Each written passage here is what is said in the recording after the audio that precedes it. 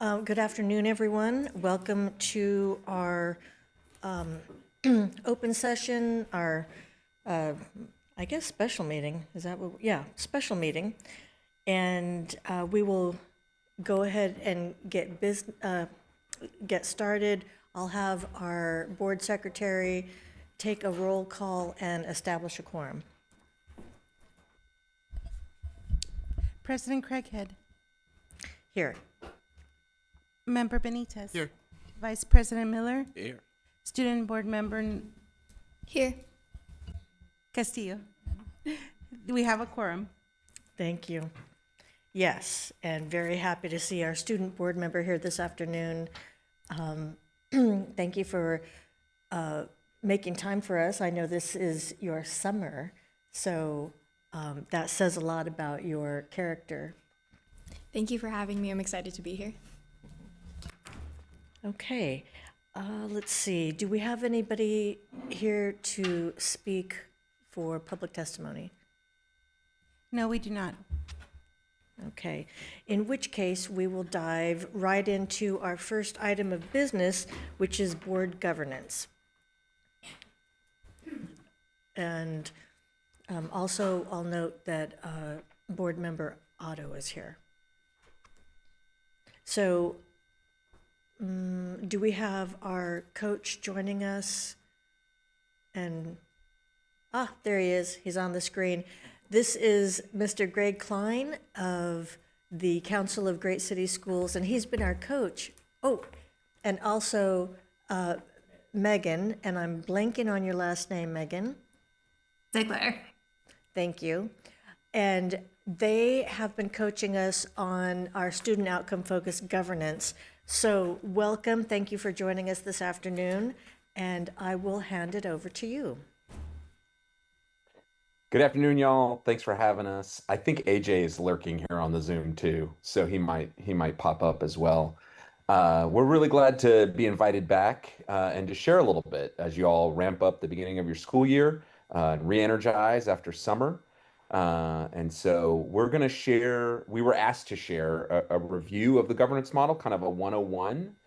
So I'm going to do that in about 3 or 4 different chunks with pause points so people can ask questions along the way. And then after that, we were asked to go a little deeper in one particular kind of dynamic that is very common for governing teams, which is customer service versus ownership service. And so Megan's going to take the lead on that topic, and she'll answer questions as well. And then lastly, we're going to wrap up by just having a brief conversation about what is the timeline of the work you all have chosen for yourself through the end of December, through the end of the calendar year, and what it could look like into 2027 and beyond. So before we dive into those 3 things, the kind of overview, the topic about customer versus owner, or the timeline, are there any other questions you're hoping we might address or other topics before we dive in?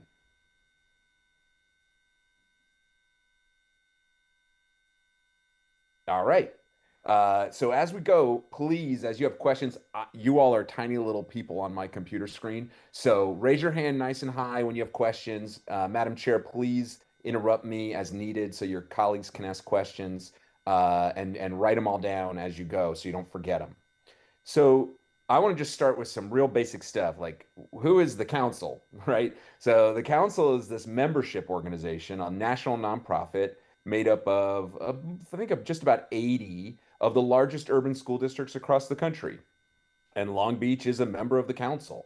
And the council exists to serve its members. And if you're a superintendent in the council, you can call up the council and get help on how to serve English learners, how to build green buildings, which school system has a great, use of electric buses. There's all sorts of things that the council will help a superintendent solve.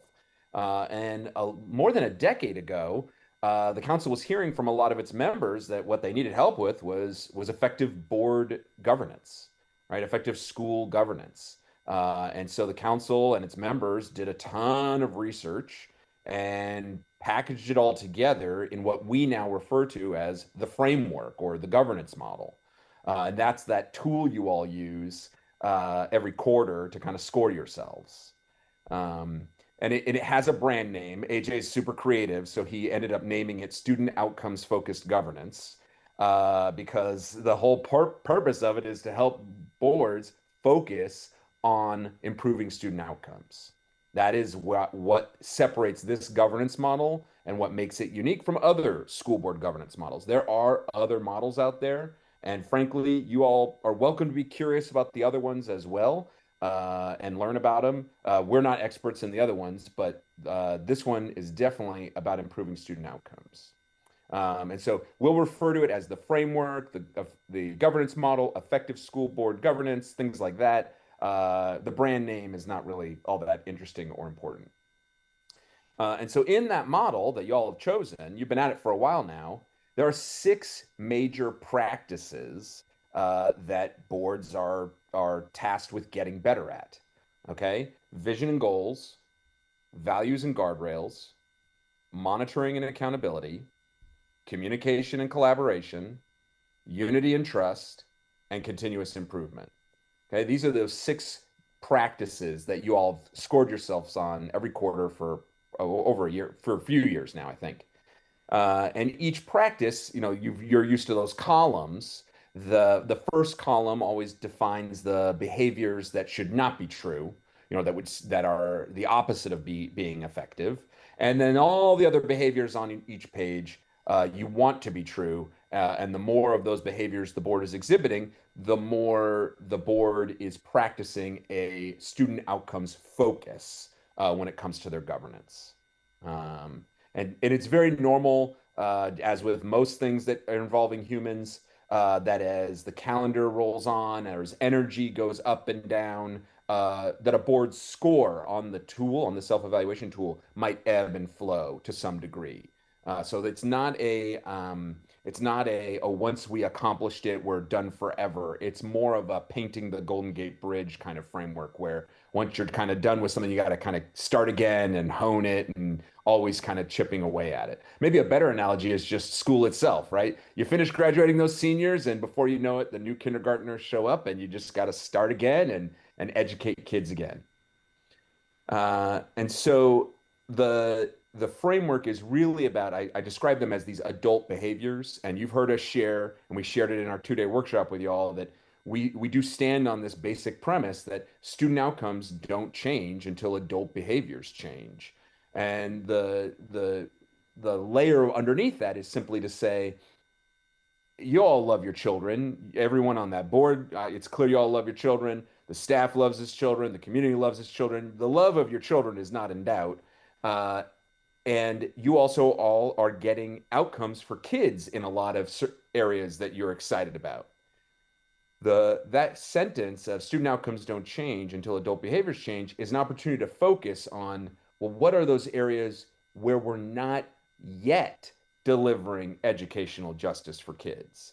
And wherever those areas are, our premise is you're not going to just swap out the children to get different outcomes. You're not going to just say, oh, if only those kids just did something different or were behaving differently, then we'd finally get the student outcomes. Like, you wouldn't start with the children changing. Like, the children are our responsibility. We're the grown-ups. We're the adults.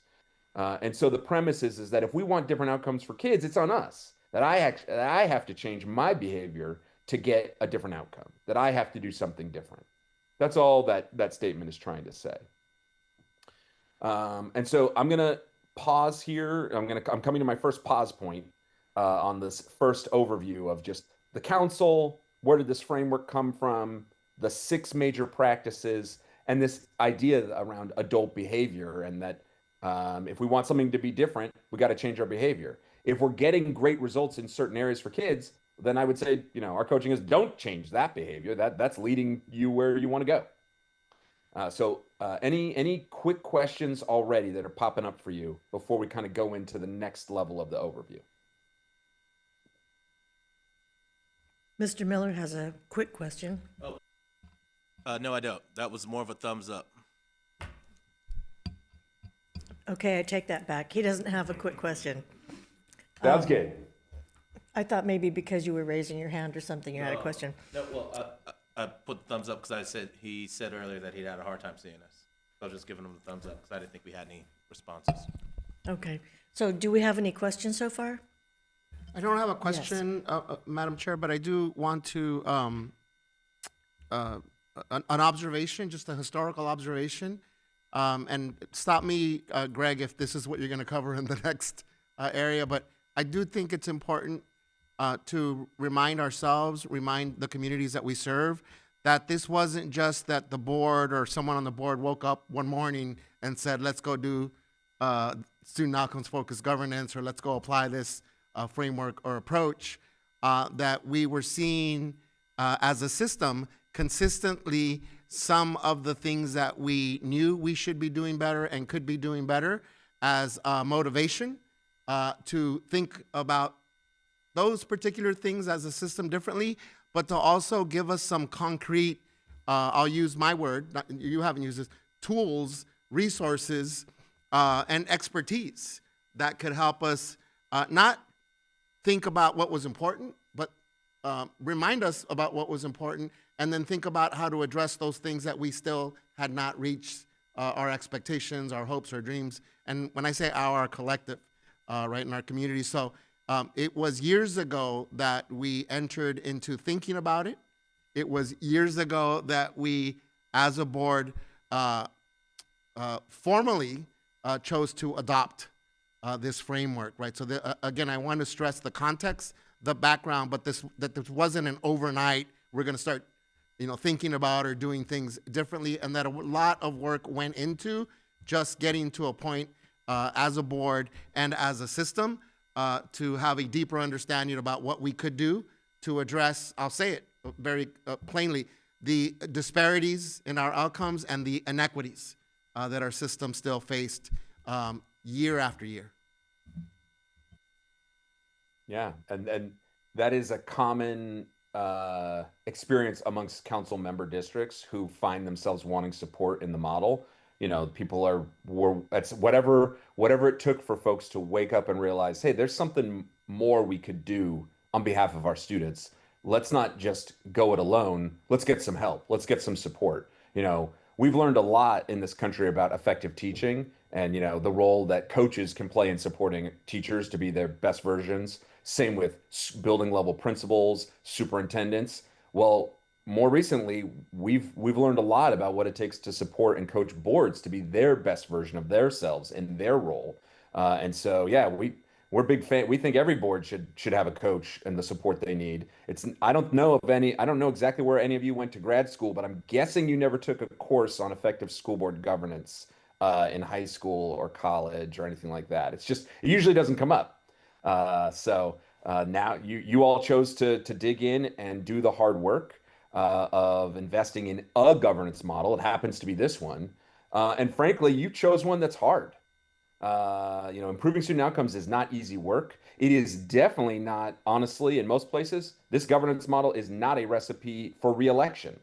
We are often letting board members know, this governance model can feel so out of the norm for how America's school systems are traditionally run or what's expected of them. We're on a mission to help school systems transition from an intense focus on adult inputs to an intense focus on improving student outcomes. And those are just very different things. It's not that one is good and one is bad. It's just that, and I'll start now going into the next part of the overview, is that school systems exist to improve student outcomes. That's why we have school systems, to cause changes and improvements in what students know or are able to do. That's why we have school systems. And so the governance model that you all have chosen is intensely focused on that because that is what aligns with the reason we have school systems, improving student outcomes. Now, school boards exist. Why you all exist is to represent the vision of the community and the values of the community. That is what we would say is your primary work, representing the vision of the community, which we define as what does the community want students to know and be able to do, right? And often it is generational.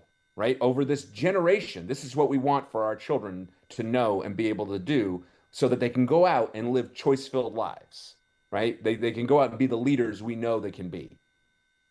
And on the journey to all those high improved student outcomes, the vision of the community, the board's role is also to represent the values of the community, the non-negotiables of the community.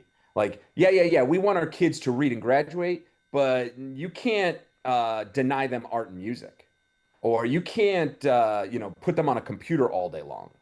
That won't work for us. I mean, I'm just making these things up. I'm not an expert in either the Long Beach's vision or Long Beach's values. That's y'all's job, to be expert in the actual vision of your community and the actual values, the non-negotiables. Our coaching is simply that's your role. That's your role. And so then the next step is, well, how do you operationalize that? So long ago, Juan, I think you were around. Diana, I believe you were around. The board went out. You did a lot of listening. It was definitely before my time. Old man Crable was probably around for helping you at the time. And you listened for the vision and the values of the community. And you, as a board, you codified and prioritized just a few of them into a handful of student outcome goals and a handful of values into a few guardrails for your superintendent. Because, and this definitely is our coaching, you can accomplish anything on behalf of your students, but you cannot accomplish everything at the same time. And so that's why we preach focus. The research is super clear. If you have fewer goals, that you have more access to accomplishing the goal. Fewer guardrails, you have more access to actually honoring the guardrails. So that's why we coach, 1 to 3 goals, definitely no more than 5. 1 to 3 guardrails, definitely no more than 5. And the goals and the guardrails are simply one step in the journey to that generational vision of the community and all those values of the community that need protection. We're not pretending that they are all the community's vision or all the community's values. We're just trying to, our coaching is be honest with yourselves and with community about how much can you accomplish over the next 5 years, and which are the highest priority values that you need to protect over the next 5 years, because you have limited resources, and goals cost money, and honoring guardrails costs money, right? They cost school system resources. So we've talked about why school systems exist. We've talked about why school boards exist. And we've talked about the work of the board does to listen for the vision and values and codify them into a set of goals, SMART goals, and a set of guardrails. I want to go one layer deep, and then I'm going to pause again. Okay, so the next, what we just described about the goals and the guardrails, who is the lead author when you are writing those goals and guardrails? Is it the board or the superintendent? It's the board. Yeah, it's the board. So the board writes the goals and the guardrails in collaboration with the superintendent. The superintendent gets input, provides feedback, is often very helpful in clarifying, some of the data and the numbers and those sorts of things. But the board owns this. And in this way, we say that the board is choosing its work. The main component of board work is what the board chooses for itself by identifying the goals and the guardrails. The other aspect of board work that we include in board work is any other work that the state of California requires by law that the board handle, that the board address, that the board approve, really. Okay? So we define the board's work as goals, guardrails, and what is legally required that the board approve. And our coaching is that you have the board do board work, and you allow the superintendent to do superintendent work. And since the board only exists during public meetings, our coaching is use your board public meetings for board work and not for superintendent work. Okay? Now, monitoring progress to goals, monitoring progress to guardrails, monitoring your own, board bylaws, your governing policies, or your delegation policies. That's all board work. That's what you can use on your agenda. That's what we would say you prioritize on your agenda. And that as much as possible, let the superintendent can have his own meetings with community. He can make them public if he wants. He can put up a Zoom or a YouTube, whatever he needs to. He can have He can have all the meetings he wants with the public, but that he doesn't have to use the board's time for superintendent work. Okay. We can get into that a little deeper, probably at another time. But if you have a few quick questions on that, we might be able to answer it. So let me pause again there. We talked about goals, guardrails, and then real briefly, board work versus superintendent work. So before we move on to the next degree in the overview, other questions that have come up for y'all. I'm looking around and I don't see anybody with a question. So I think, oh, wait. This is more of a clarifying question for the community more than anything. Where would the board, or where would you be able to find what the work is of the board? Or let me take a step back, because I'm going to answer the question. Our bylaws are what govern the decision-making processes for the board. I know that I had a conversation with a community member not too long ago about a decision that was made within the district, and I was trying to help differentiate the two roles as a board member and superintendent administrative authority, and we were having a little bit of a back and forth, and I think that understanding is often a little tricky of a conversation to have with the community, but in the same token, can you give a little bit of context on how we use the bylaws to help decide exactly what our roles are as board members, and obviously what the roles of the superintendent are as well? Yeah, thank you for the question. So, as I said before, in our coaching and in the framework, the board chooses its work. The board decides where the line ends in board work, and wherever that line ends, that's where the superintendent work begins.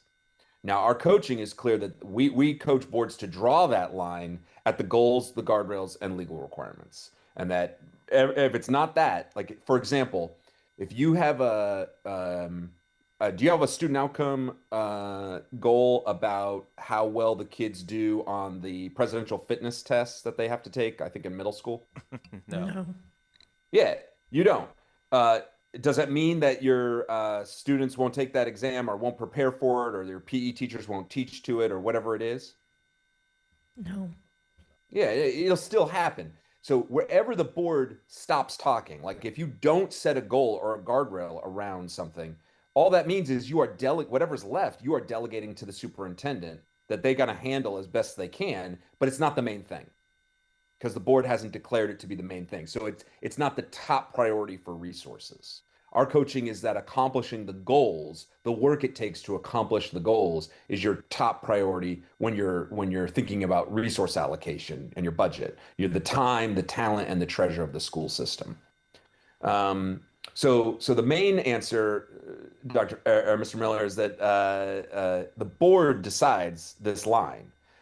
Now, you mentioned your governing policies. There are, real briefly, there are 4 areas of policy that effective boards are the lead author on and really take the lead role in. 4 buckets of policy. One is the goals. Okay, the goals are policy, and as we already discussed, like the board is the lead author on those.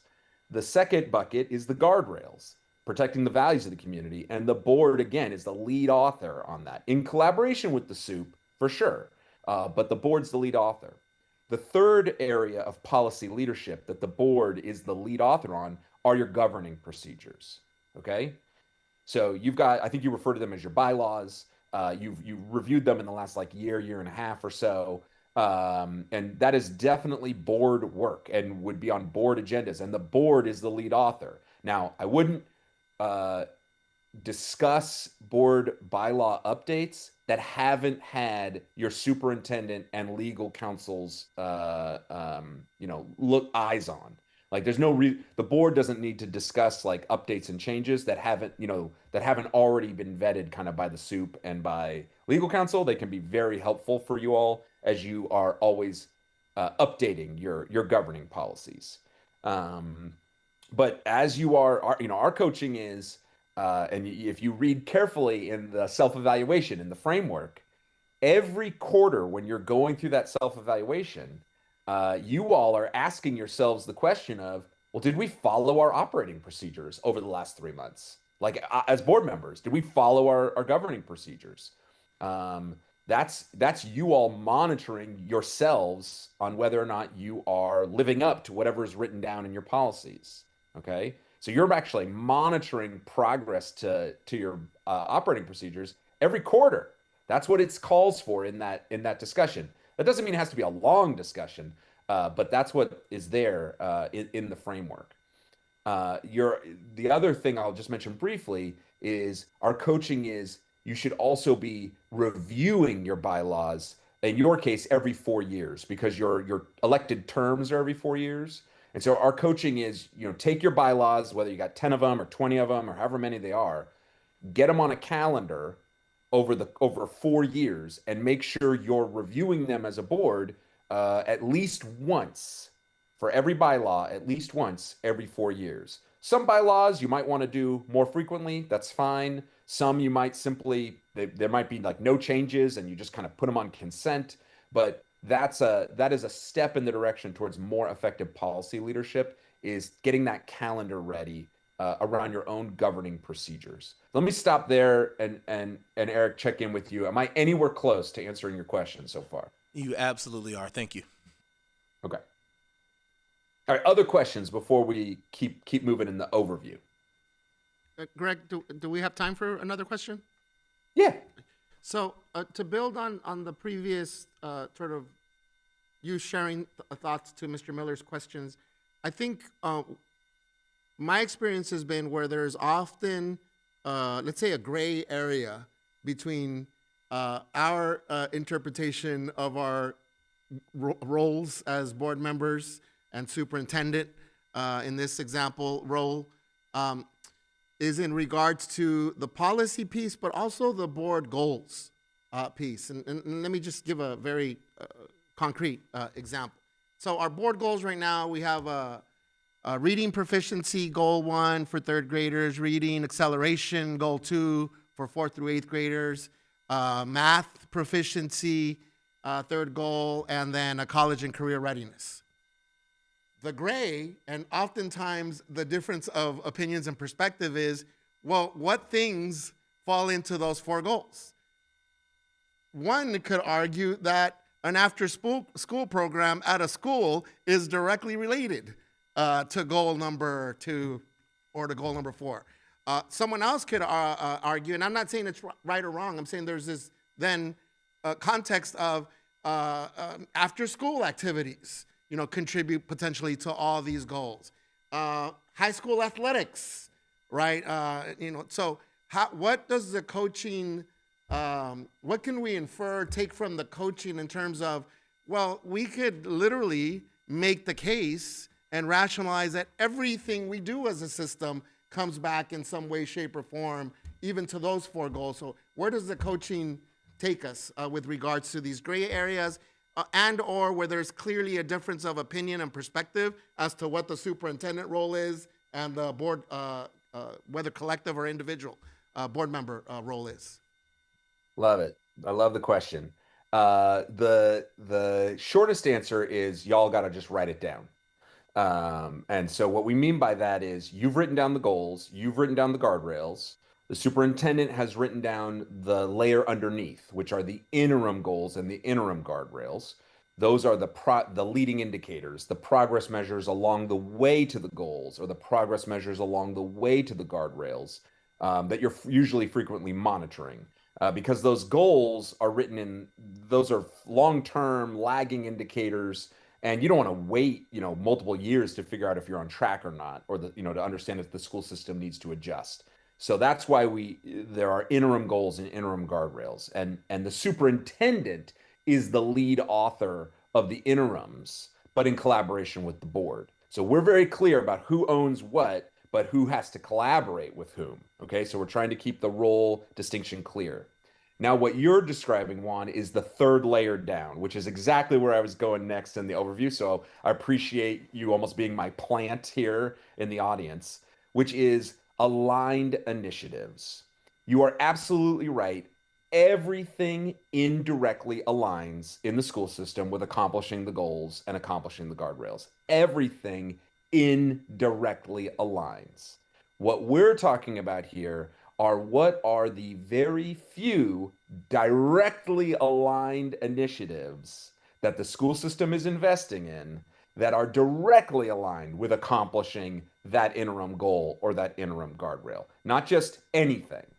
And let's be crystal clear. Our coaching is the superintendent, and usually with his team, is the one who chooses the initiatives. That's their area of expertise in, okay, the board said I got to get to this mountaintop up here, right? This student outcome goal. They said I couldn't take this route up the mountain because that would violate the community's values. So that strategy is off the table. But now I, as superintendent, I'm the guide expert. I'm going to decide we need these hiking boots or these hiking poles or this sunscreen or this sun hat. That's my area of expertise. The board's job is to monitor, are we making progress up the trail? And if we are making progress up the trail, we want the board to be insatiably curious about, well, what helped us get up the trail? What helped those kids go from here to here on the chart in report on page 3? Was it strategy 1, strategy 2, or was it strategy 3? And the only way for you as a board to ask those questions is for your superintendent and staff to have written down, these are the 1 to 5 SMART initiatives that are going to accomplish interim goal 1.1. And these are the 1 to 5 SMART initiatives that are going to accomplish interim goal 1.2. And you're gonna, that set of aligned initiatives, you need to have that information for each interim goal and each interim guardrail. And I know your staff's been working on it.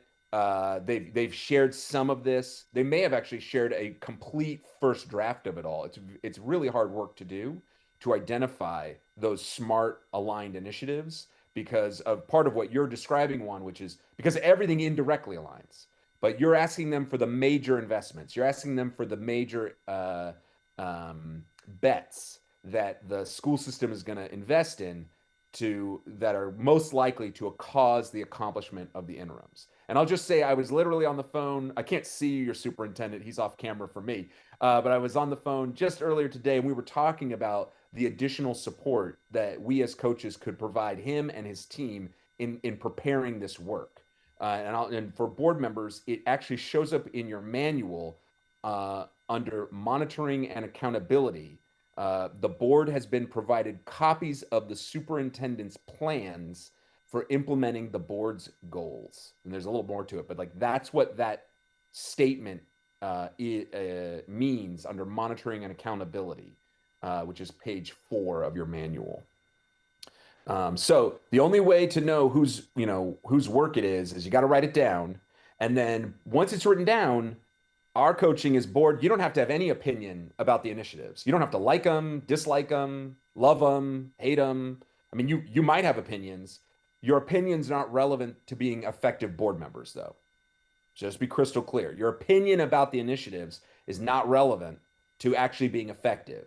What matters is what impacts effectiveness is helping get you and the community and the superintendent get crystal clear on, is the initiative working or not according to the data? If it's working, great. What happens next?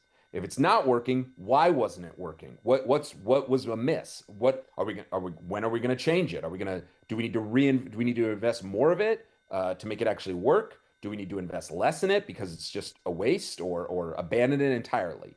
And what comes next? Those sorts of questions are entirely fair game, and we want board members super curious about those adult input initiatives, but in the context of, well, what about them is causing the changes in student outcomes? So it starts with looking at the student outcome data. What are the students doing?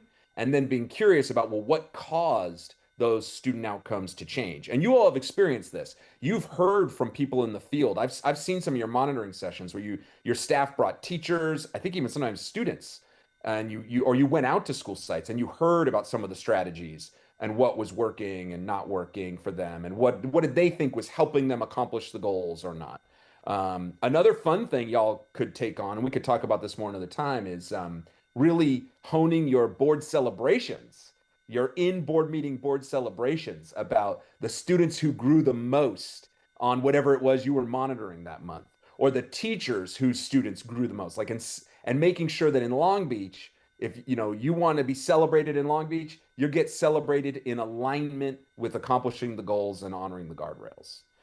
So that's another area of effective governance that you could really lean into if you'd like. So I talked about this idea of the initiatives, this third layer down, and I'll just wrap that part up, and then that'll be the end of my overview, and I'll take more questions.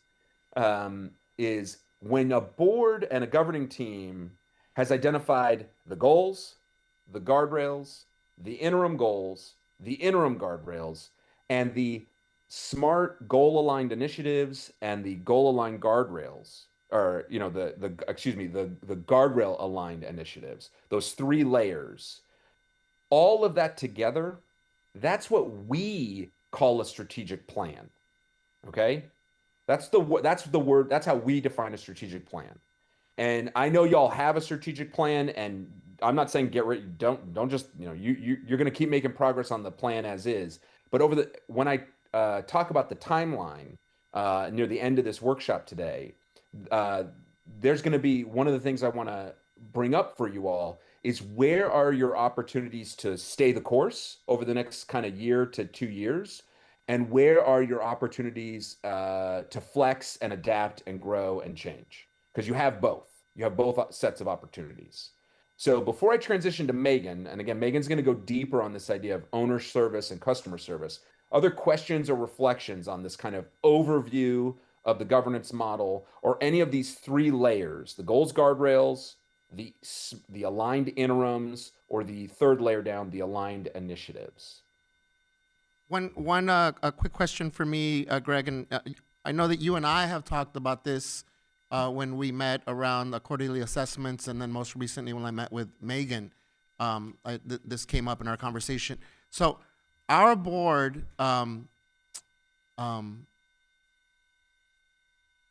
wants to, or expressed wanting to offer community training sessions on some of the stuff that you're covering with us today, right?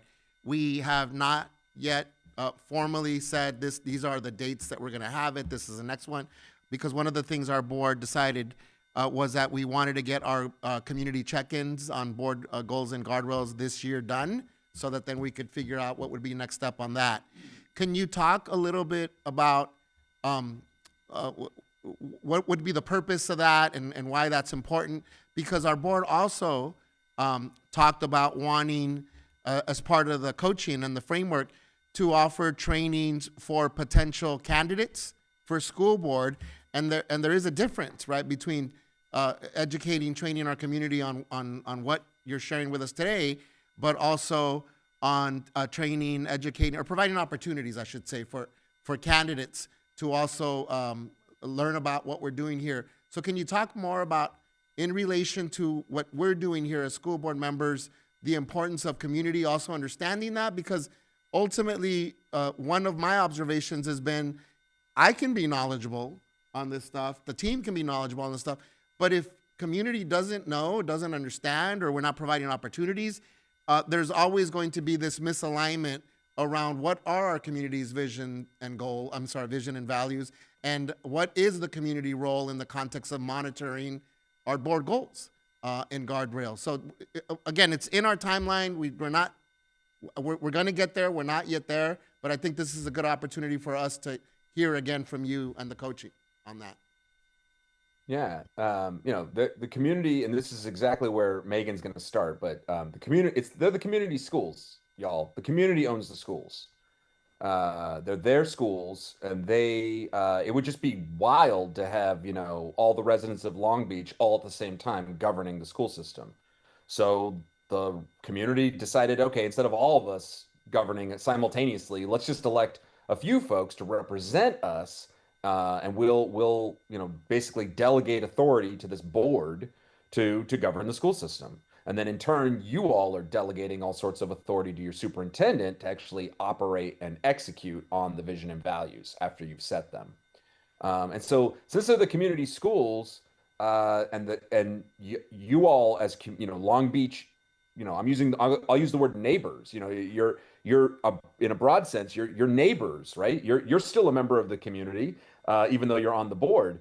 And in a way, school boards are neighbors taking turns representing other neighbors, right? You're elected to represent the vision and the values of the community. And so you all just happen to be the 5 people who've learned a lot about school board governance, right? Now that you're on the board. But in order for your good work and your effective work to persist, to change, effectiveness requires some time, right? Focus requires some time. In order to avoid, the pendulum swings, your community needs opportunities to understand the governance model. They don't have to agree with it. That's not the coaching. They don't have to love it. They don't have to, they can have all sorts of questions about it, which is why structurally the council structures its contract with you all that there's no hourly billing. If your community member wants to reach out to Megan or me or AJ, or you want to have 2-day workshops for your community members and you want us coaches to come in, like those aren't priced separately. They're all included. Because we want you all to have the resource you need to help your community learn about a new thing. Community is, and this is not a Long Beach phenomenon, communities all over the country are very well trained and very well practiced in how they currently or used to run their schools, right? They're very well trained in how things currently work. If this governance model is doing things differently in Long Beach, right? Starting a few years ago. But if it is in theory something about doing something differently, well, the only way you can expect anybody to go along or understand that is to have opportunity to train in it and to ask questions and to make meaning and build their own case around it. And then to your point around folks who have actually raised their hand and said, I'm running for office or I want to run for office. Our coaching is, though they are community members, but they are unique community members. They're community members who have stepped up, who are answering the call to leadership. Like none of you, this is a democracy. None of you are planning on being on the board forever. You all expect at some point to not be on the board, and you all have an interest in whoever comes up behind you having knowledge, skills, and mindsets that are going to help them be more effective in the role on day one than any of you were on your day one. And so that's why we want there to be coaching opportunities available for all community members, including those who have already made the choice to raise their hand. So those options are available. We love doing the 2-day workshop. We're happy to come down, this fall, this winter, let us know when we can get 2 days together. Happy to work with your staff and figure it out. I know Megan's itching to get a chance to co-facilitate one. So they're super fun. And if you need briefer opportunities, there are other ways, besides the full 2-day workshop to create opportunities for your community to learn about the governance model. I mean, your special meeting right now is one of them. And so we can also, invite us back, to another meeting, and we can have a whole conversation about, well, what did you learn about those 5 community engagements that y'all ran? And what were the purpose of them, and how did they go, and what'd you learn? And now, how do we want to kick it up a notch, right? How do we want to take community engagement to the next level? We're glad to help facilitate the board through that conversation and make some of those plans about whatever it is that comes next. And that's a perfectly good thing to spend some of your fall thinking about. And the only way a board can think about those things is in public, at a public meeting, during an agendized item. So let us know when, and we'll figure it out. I want to transition, let Megan go. She's got about 15, 20 minutes on this topic, I think. Maybe less, we'll see. And then we'll close out with the conversation about more on the timeline. Megan, take it away. All right, thanks so much, Greg. And thanks so much to the LBUSD team. I've gotten to watch some of your meetings starting in April. It's been just such a joy to be able to watch you go through this process and to go through your progress monitoring. I've gotten to meet some of you in previous meetings. So again, just thank you so much for giving me this time today. So I'm going to just dive in. I don't know what layer Greg was on, but I'm going to go one layer more. So fourth layer, fifth layer, whatever that might be. And as we mentioned, we're going to talk a little bit about when we think about the board owning those values and visions of the community and the superintendent owning the execution of that in the community, we're going to talk about it from an owner and customer service lens. So when we think about the owners of the school system and the customers within the school system, the owners, as Greg mentioned, are the community. They are the residents of the school system. They are the taxpayers in the school system. They are the voters in the school system. The customers in the school system are the students, the families, and the employees. Those individuals who are dealing with the school system on a daily basis, who are receiving some sort of benefit interaction with the school system. Now, what makes this interesting in the school system, as in any other organization, is many individuals are going to be both a customer and an owner. And depending on how we're showing up in each individual interaction, we might be both, we might be one, we might be the other. So I know Greg has used this analogy before, but I'll go into it again. So let's pretend we're talking about your favorite fast casual restaurant, right? You can pick whichever one is your favorite. I'm not going to impose one on you, but you're going in, you're ordering a sandwich. You say, hey, I don't want any onions on my sandwich. You get your sandwich back. There's onions all over it. In that moment, do you have an owner issue or a customer service issue? Customer. Yeah, you have a customer service issue, right? You ordered something, as the customer, you're not satisfied. So you have a customer service issue. So you are going to need to have your issue dealt with in a customer service lens. So someone is going to need to manage the execution of your issue. Let's say you're going home and you say, you know what? I am so frustrated by that situation. I really love this franchise and I want to make it better. I'm going to go ahead and I'm going to buy some stock in this company so that I can vote in all the annual shareholder meetings and I can go ahead and improve this company. In that moment, once you buy that share of that company, you are moving into an owner mode. So you were a customer this morning, you're now an owner.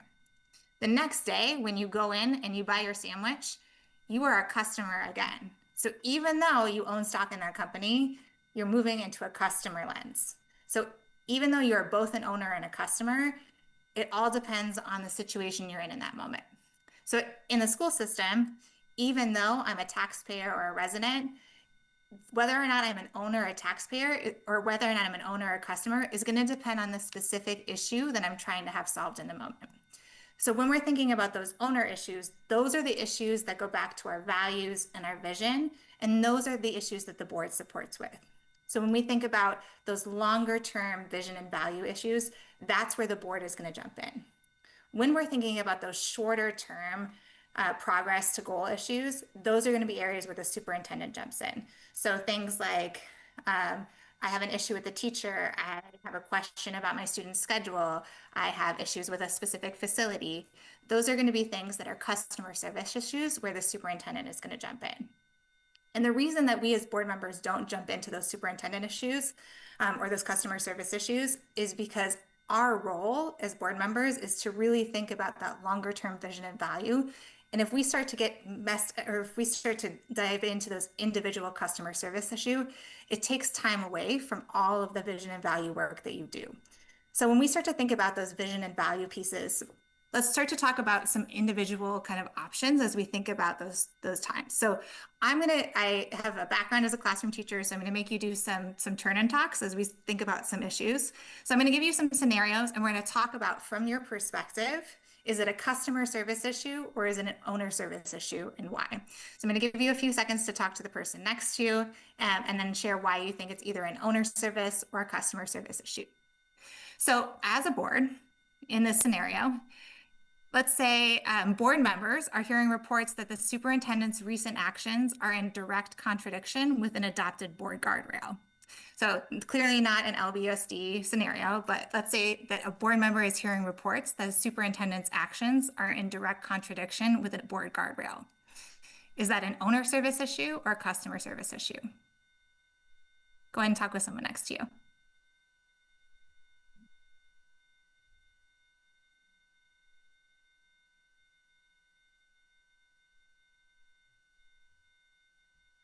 Well, I'll hazard a guess. Uh-huh.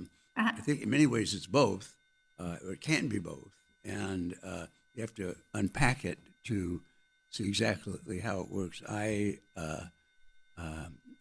regularly talk to people who want to know what it is that we're doing, and when I start talking about, well, 11 years ago, people at the Council of Great City Schools got together and came up with these things, their eyes glaze over because they don't know what we're talking about. But we really need to let the community know what it is that we're doing and why it is that we're doing it. I have now been to several of these sessions, and I feel like we're starting off on second base instead of at the beginning. And say there are 1,000 school districts in California. There are very few that are doing this kind of work.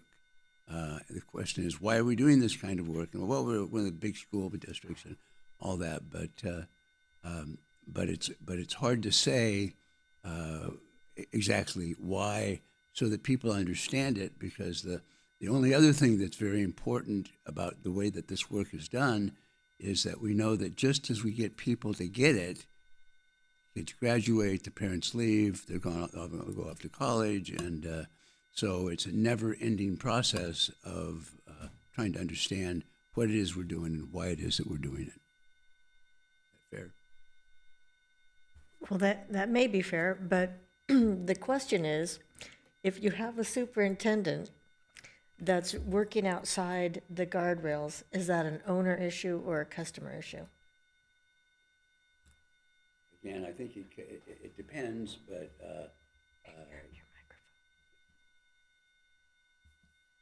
I think it depends, because it depends exactly how they're working outside and what it is that we can do about it.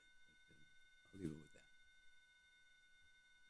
that. Sounds like a customer service issue, at least from my standpoint, because it sounds like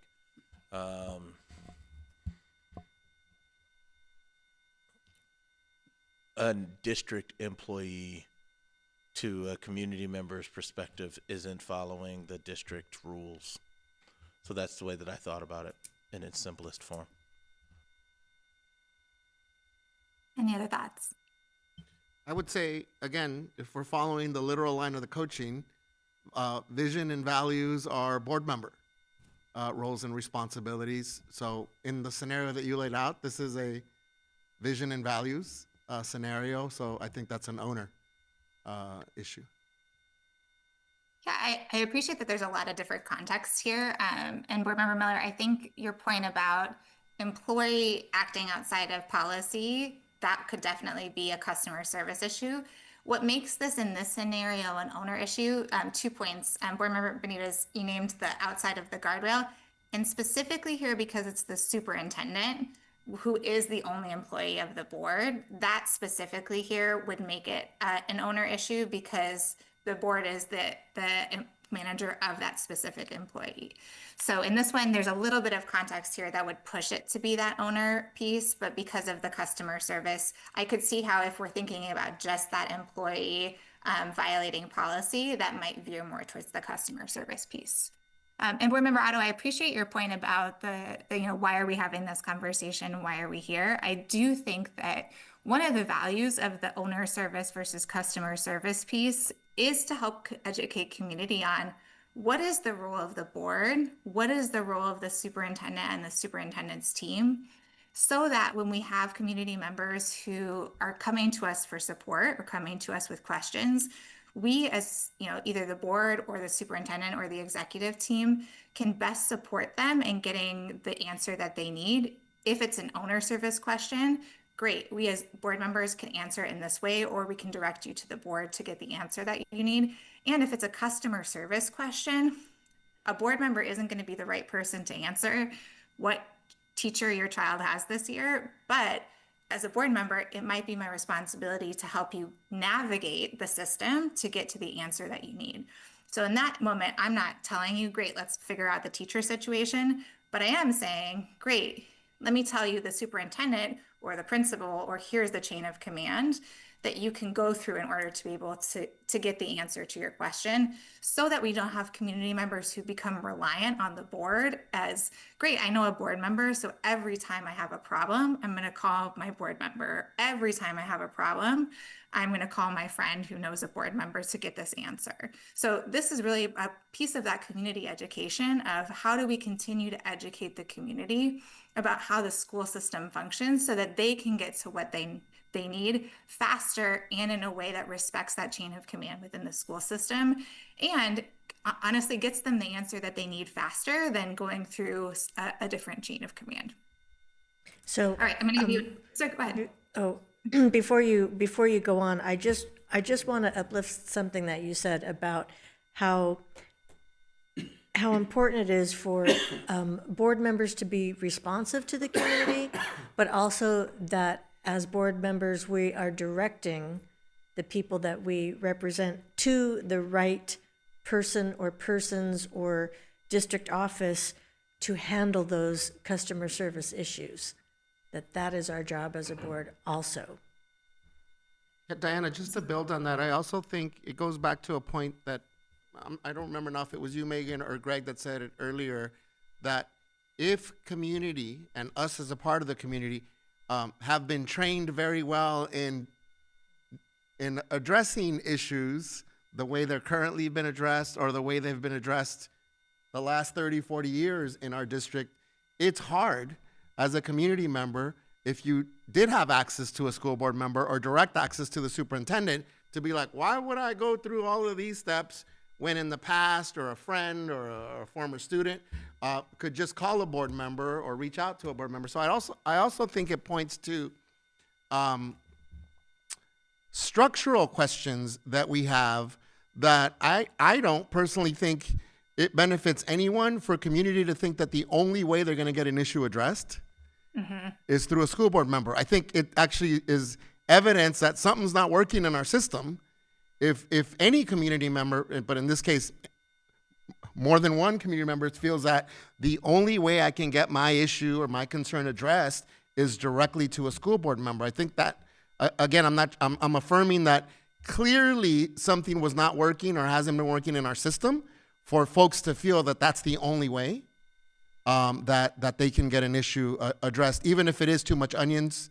If every single time I've gone back and said there's too much onions on my burger or I didn't order onions, then there is either a distrust or broken trust or something wasn't working for them to feel I got to call the CEO because I got onions on my burger. And I would just add to that, that it's incumbent upon us to change that culture, that we as a board have to do the right thing in dealing with the public. So that's another good reason for having this training. So it kind of reaffirms our role and refocus our direction on what we should be doing. I appreciate that. And I also want to stamp something that you said, Board Member Benitez, is sometimes we do see what comes up when we have a repeated customer service issue. There can sometimes be an owner service issue underlying that. Hey, if every time someone makes a request and it's being ignored, or hey, if this policy is being continually not followed, there might be a deeper owner service issue underneath that. So you might say, hey, if I'm going to all of my community check-ins and I keep hearing the same issues over and over and over and over again, you're right, in that moment I'm not addressing it directly, but it is something to hear and to lift up and to say, what is the role of a board member in that moment? It may be to do some further digging and say, why do we keep hearing these same specific issues over and over again? And what's the underlying value or guardrail or goal that might not be being followed the way that we would expect it to be in that moment? So there is a little bit of give and take here between that I'm not addressing it in the moment and I have my radar up for where might I be hearing some information about goals and guardrails that isn't being held the way that the district has agreed to. All right, I'm going to give you another one. Let's see.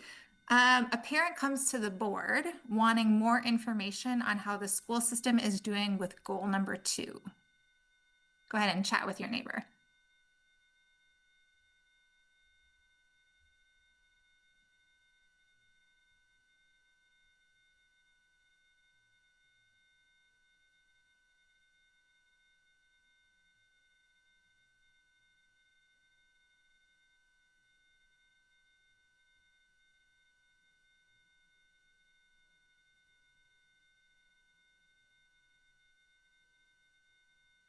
A parent comes to the board wanting more information on how the school system is doing with goal 2. Owner service or customer service? Let's see. Do we have anybody who's ready to share? Vice President Miller, I'll put you on the spot.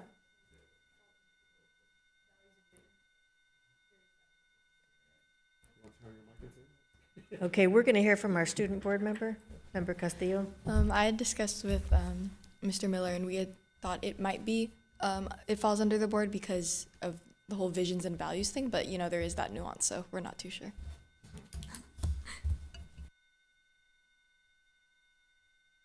Any other thoughts? Anybody else want to share out? No.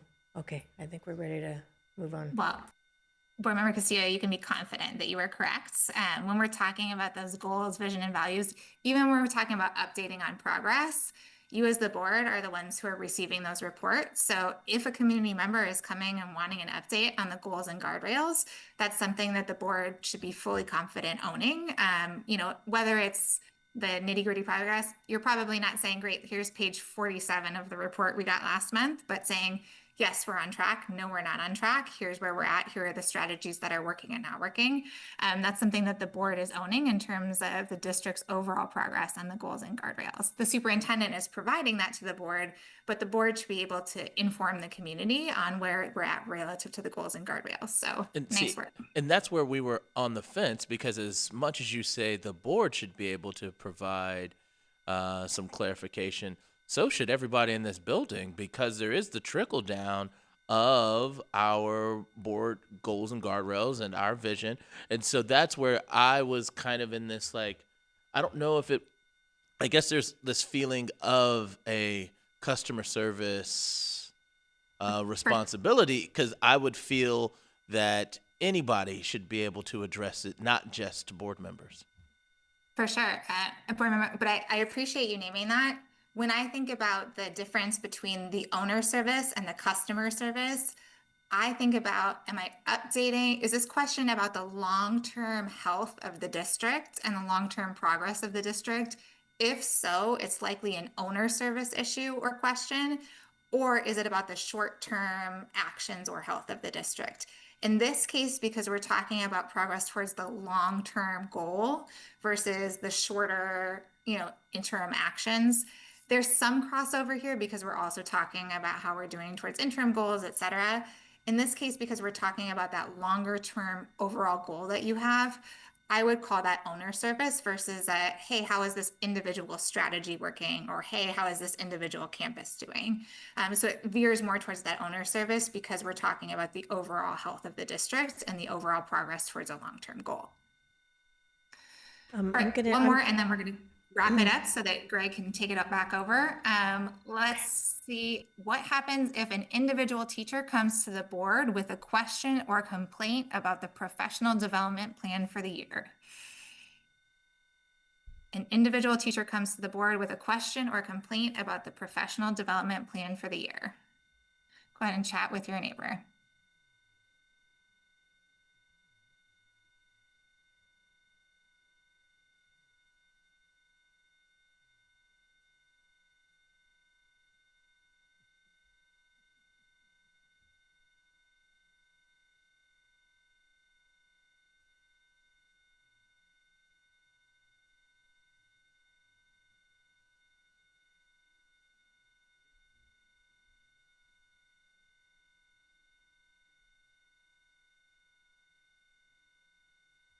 All right, who's ready to jump in?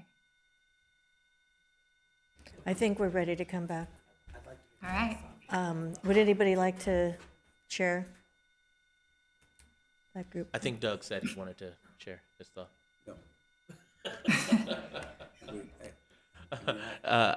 We said customer service this time. And can you tell us why you thought it was customer service? Though we could see the alignment to the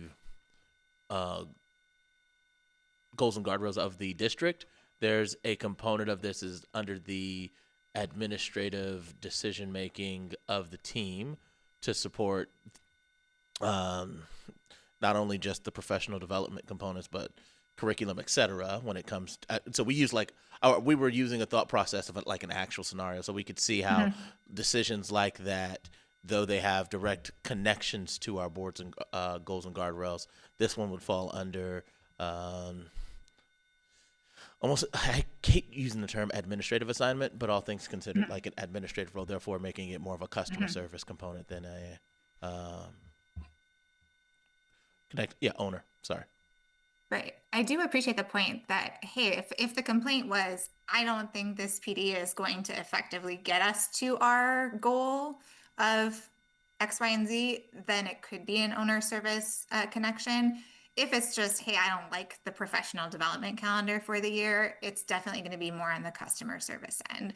And I think that goes back to the point you had earlier, and that I know Greg addressed, which is at the end of the day, all of these things are going to have some connection back to both the owner service and the customer service side. What we're really asking is, on the underlying issue, is it going to be something that's going to be primarily addressed through the long-term vision and values of the district, or is it going to be something that's going to be addressed tactically, operationally, or systematically through the role of the superintendent and the superintendent's team, and who's best poised to address that? Most of the time, it is likely going to be the superintendent and the superintendent's team if it's an issue that's coming up at a school site, or if it's a more individualized issue versus something that's coming up to do with the values, goals, and guardrails. I'm going to open it up for just any more questions before we close out, and then I'm going to hand it back off to Greg. Any other questions about the customer service versus owner service? Margaret, Megan, I'm sorry. Yeah. I would add, in my experience, whenever I've had community members in community, again, including staff and teachers and employees, reach out to me about what I deem to be, under this lens, customer service related. There is a fine line between acknowledging responsiveness, taking the question or concern to the superintendent, versus being perceived as the one that solved it. So again, if it's, a particular parent from a particular school saying this isn't happening at X, Y, and Z school, they come to me. There's also, I think, a sense that whether it's me telling the superintendent or not, the perception is I'm going to do something with that information, right? And I do think there's a lot of nuance on what am I going to forward that to the superintendent is very different than me telling the superintendent what should be done to resolve this issue. But I do think community members trust that whoever is going to handle it, that the board member has a role in that. And I think that's where I try to be clear that I'm not fixing this. But I am, like you said, helping you navigate through. In this case, I will make sure the superintendent is informed. I will let the superintendent know. But I think that sometimes gets conflated with a presumption that I'm telling the superintendent, you need to fix this, or you need to do X, Y, and Z. And I think that's where it gets very thin ice on, then that word gets around, then it's assumed that, then that's the way we get issues fixed, addressed, because Benitez is going to tell Zaid how to fix this or when to fix this or what to do. And I think that's actually counter to what we're trying to get here, that by me communicating the issue or connecting the issue to the right person doesn't mean that I'm telling or resolving the matter myself. Yep. One thing I would offer there, and again, I would defer to Superintendent Zaid here in terms of his preference, is sometimes in that moment, it may be actually most beneficial to say, the right person to hear this is the superintendent. Here's the contact information for the right person to hear that, the superintendent, the department, whatever. If you don't hear back from that person in the next however many days, whatever has been agreed upon in the district, feel free to reach back out to me if you don't get a response. So sometimes that way it's like I'm directing you directly to go back to that person versus I'm naming that piece. And I don't know what the norm is in your district, but that might be a way for you to be able to get out of being that middleman there.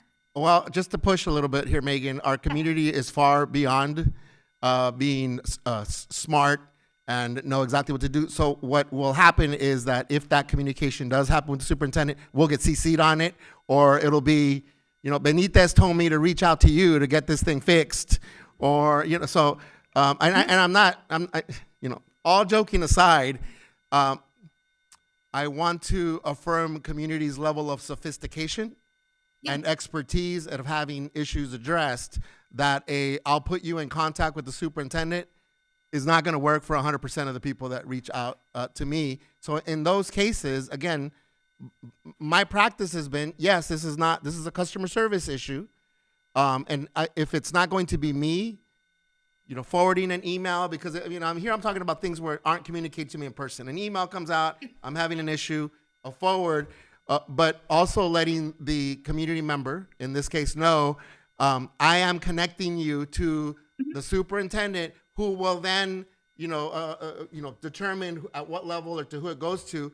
Because if I leave it in those hands, then I could be used, and I'm not saying used in a bad way here, as a leverage point.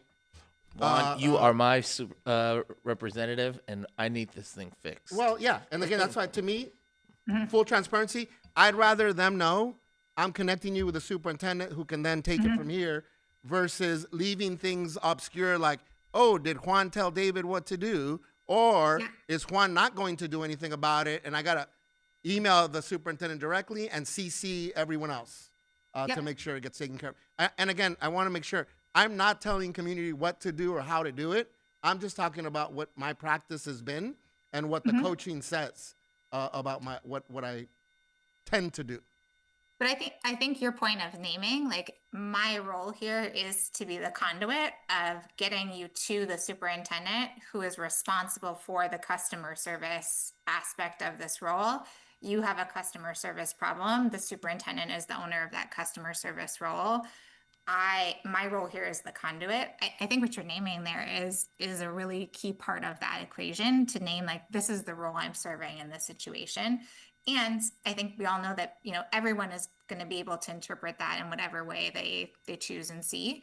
But I think that that's a really clear way for you to be able to, one, just start to narrate the role of the board versus the superintendent in that instance, and start to build up the use of that language in the community so that it's clear why you're doing that. Also, that you're not necessarily passing a particular issue off. You're getting them to the person who's best qualified to handle the issue that they're bringing to you.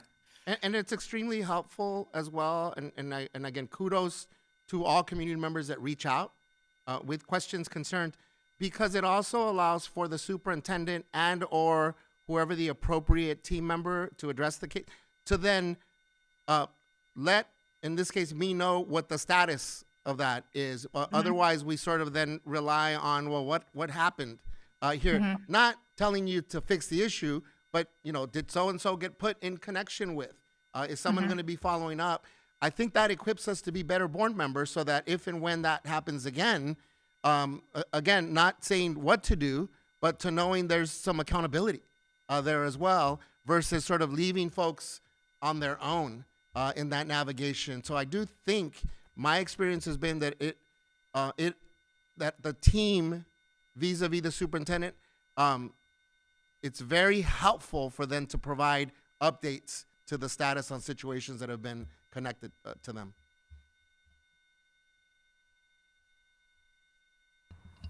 If I can just make one, I'm sorry, just one comment, just because it loops back to part of the discussion you had up front related to what the board bylaws are about. And the exact situation you've just described, the board spent a considerable amount of time and agonizing over those board bylaws, and very specific comments to that point, that's the exact way that a board member is required to respond in those situations, to provide a customer service issue or really all issues to the board. Because we keep using the term "the board," and we use the term "the board," and that's being used, I think, wisely, because it's not an individual board member's authority, and that's very clear in your bylaws as well. The board can only act as a board, and that's why, as they started in the beginning, that's why you're here doing the work. You don't do your work outside of this board meeting because you act as a board. So that's the other really important caveat about when you're acting as an individual board member and your authority as an individual board member, which is pretty limited. and also what your bylaws say about really referring things to the superintendent for those purposes.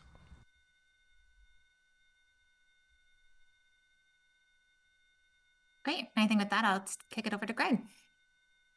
Yeah, thank you, Megan. And I'll just my closing thought on that topic is just as an individual board member, you absolutely have the ability and the authority to help a member of the community have the experience of being fully heard. So in the moment you get the email or you have the coffee or whatever, just helping that human being feel fully heard in whatever's going on for them and understanding them, that's not solving their problem, that's not offering advice, that's not, directing them this way or that way, but helping make sure that they walk away from your interaction, having that experience of being fully heard is something that you all can do, and that can be very powerful for yourself and your board leadership, and also to help that person make sure that they're crystal clear in whatever it is they're trying to express. So you can add that as well. Greg, As can we I say move one to more thing close about here, that? Because I think Oh, we yeah, go also ahead. tend to, system-wise, over-rely on just public comment. And clearly, not everyone that has questions or concerns is either able to make it to public comment or will come to public comment. So I think, again, it points to a system responsibility that we should be able to have conversations and communities should be able to reach out to us. Otherwise, how would we know?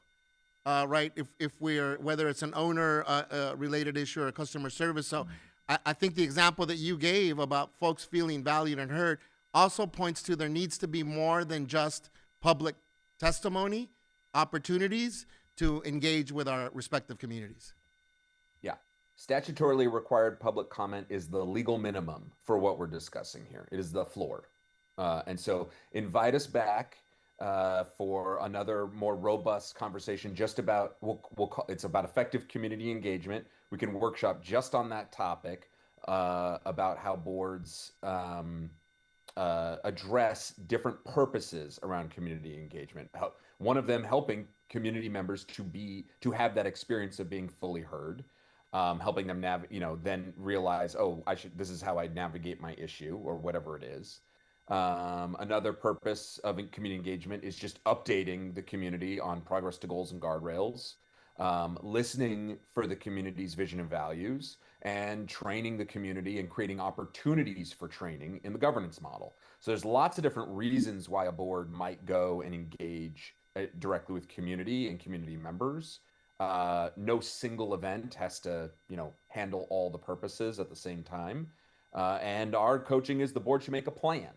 A calendar of engagements, so it's predictable and people know where to go and where they are, and it doesn't take away from public comment. Public comment's still there; it's absolutely still there, but as I said, it's the floor. It doesn't have to be the ceiling. So more on all that to come. But that is as I transition us to close in the next few minutes here, talking about the timeline. So the board adopted a timeline a while back. It was a timeline of the work the board wanted to accomplish month by month during the engagement with the council. You guys adopted it on March 5th, 2025. And the timeline runs through December 31st. Okay, so it runs through the month of December. And there's a team of us that meet about once a month. We were meeting more regularly earlier. These days, I think it's just about once a month. And we project manage the timeline. We figure out, when's the board going to accomplish this, and when's the superintendent going to accomplish this, and how does that align with the board meetings, excuse me. And so over the next few months, I just wanted to preview for you that, each month you're going to monitor progress to goals and guardrails. I mean, that is the most important thing at this point that y'all can do to have a focus on improving student outcomes, which is monitoring progress to goals. You'll also be monitoring progress to guardrails, which is part of your work representing the values of the community. I talked about inviting us back to workshop around community engagement. That's some work we can do this fall. We can also workshop around effective policy leadership. We've had some initial conversations with your council about these ideas of the calendar, the difference between monitoring policy versus review, so we can kind of continue to do down that road.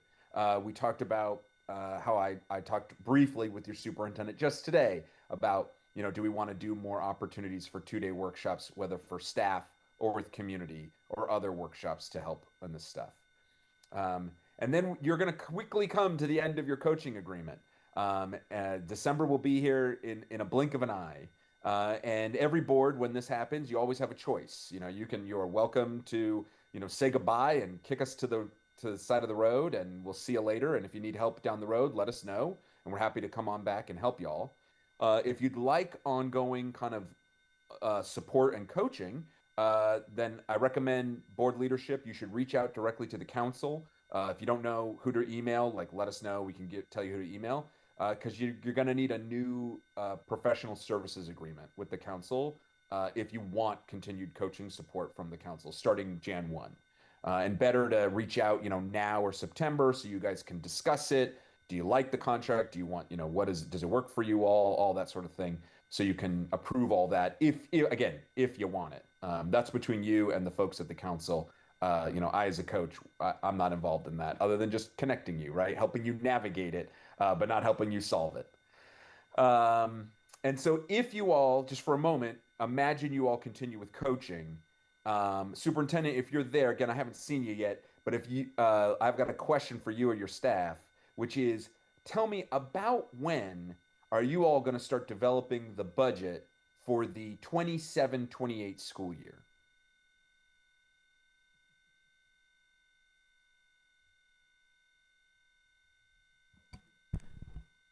We're working on that now. Okay, thank you. So you're working now on already the budget for next year. And your current goals go through this, this school year, 26-27, and they go through next year, right? So you're already working on aligning next year's budget to the current goals and guardrails. But then your goals end in June 28. And our coaching would be, you need new and or updated goals and guardrails starting for July 1st, 28. So when are you going to start building the budget for school year 28-29? When the new goals would be in place? When are you going to start building the budget for that school year?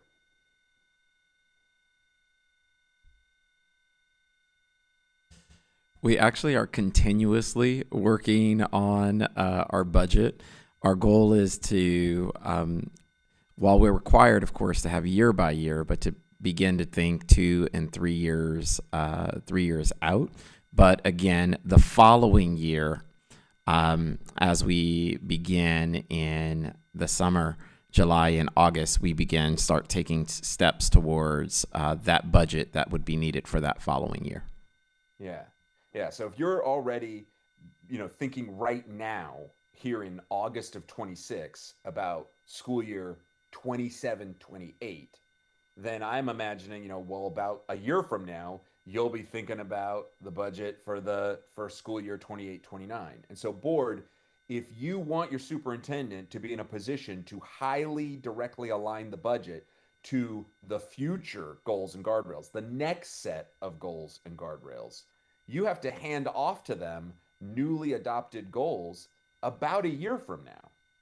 Even though you'll continue to monitor the current goals this school year that's about to start and next school year that's about to start, you actually want to give your superintendent the new or updated goals and guardrails about a year from now, so that they have plenty of time to get the budget work aligned before the actual launch of the 28-29 school year.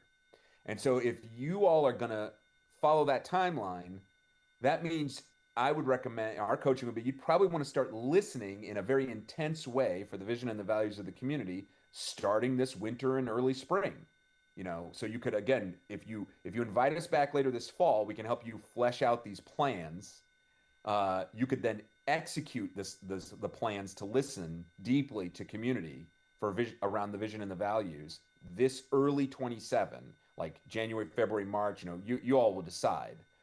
That way you can workshop the actual draft goals and guardrails in the late spring, maybe early summer, and you're in a position to approve them maybe around this time next year, so that you can then hand them over to the superintendent and they can start developing that budget so that you hit July 1 of 28 fly-in with new or updated goals and guardrails and an aligned budget. So that's kind of some work to come, which we're happy to help you with, but it really goes beyond the scope of our current contract, our current agreement. So I just wanted to name all that. None of it's required. It's totally the board's decision. You know, either way, you can do the work. It's just rather you want some support along the way from us to help you do it. So before I close up, any questions or thoughts about just the timeline as I laid it out for either this fall or beyond? So, Greg, I'm looking at my colleagues here. This isn't necessarily a question for you, more for my colleagues, the superintendent and the team. It's hard for me to think about even process for next iteration of goals, pending two important considerations. And they're wonderings. They're not direct questions here. If we use the hockey stick analogy that you use for maybe not as much growth on current goals, but then maybe in the last 18 months, we do see an uptick. I feel better equipped, better prepared to engage with community around new goals or versions of these goals or revisions. And I think it's hard for me to envision myself as early as in 6 months, starting to think about things when we still have a year worth of monitoring left, particularly for those goals that we aren't seeing yet, the improvement or growth that we'd want to. So I feel I am caught between this, how am I going to start thinking and talking and engaging around new goals when we're not clear yet whether we're going to experience the growth and improvement in current goals, and again, throwing it out as a wondering, I am still not feeling as clear. This is more for our superintendent around those 1 to 5 initiatives that have the strongest correlation to those goals, so that if we are going to pivot or change or revisit interim goals or again, in the broader context, I also don't feel, and I'm not even going to say I think it does our community a disservice to engage in processes that could determine the next 3 to 5 years when we're still not there on the current. And so whether it's those areas that we feel we are doing well in, and what are those, 1 to 3 initiatives or 1 to 5, or those areas that we aren't seeing the growth, using that hockey stick, right? Because in 3 months or 6 months, we could see tremendous growth, and then we're in the middle of, developing a new goal that may or may not be connected to the current goal. So not for you to answer today, Greg, and it wasn't a you question, it was more my colleagues.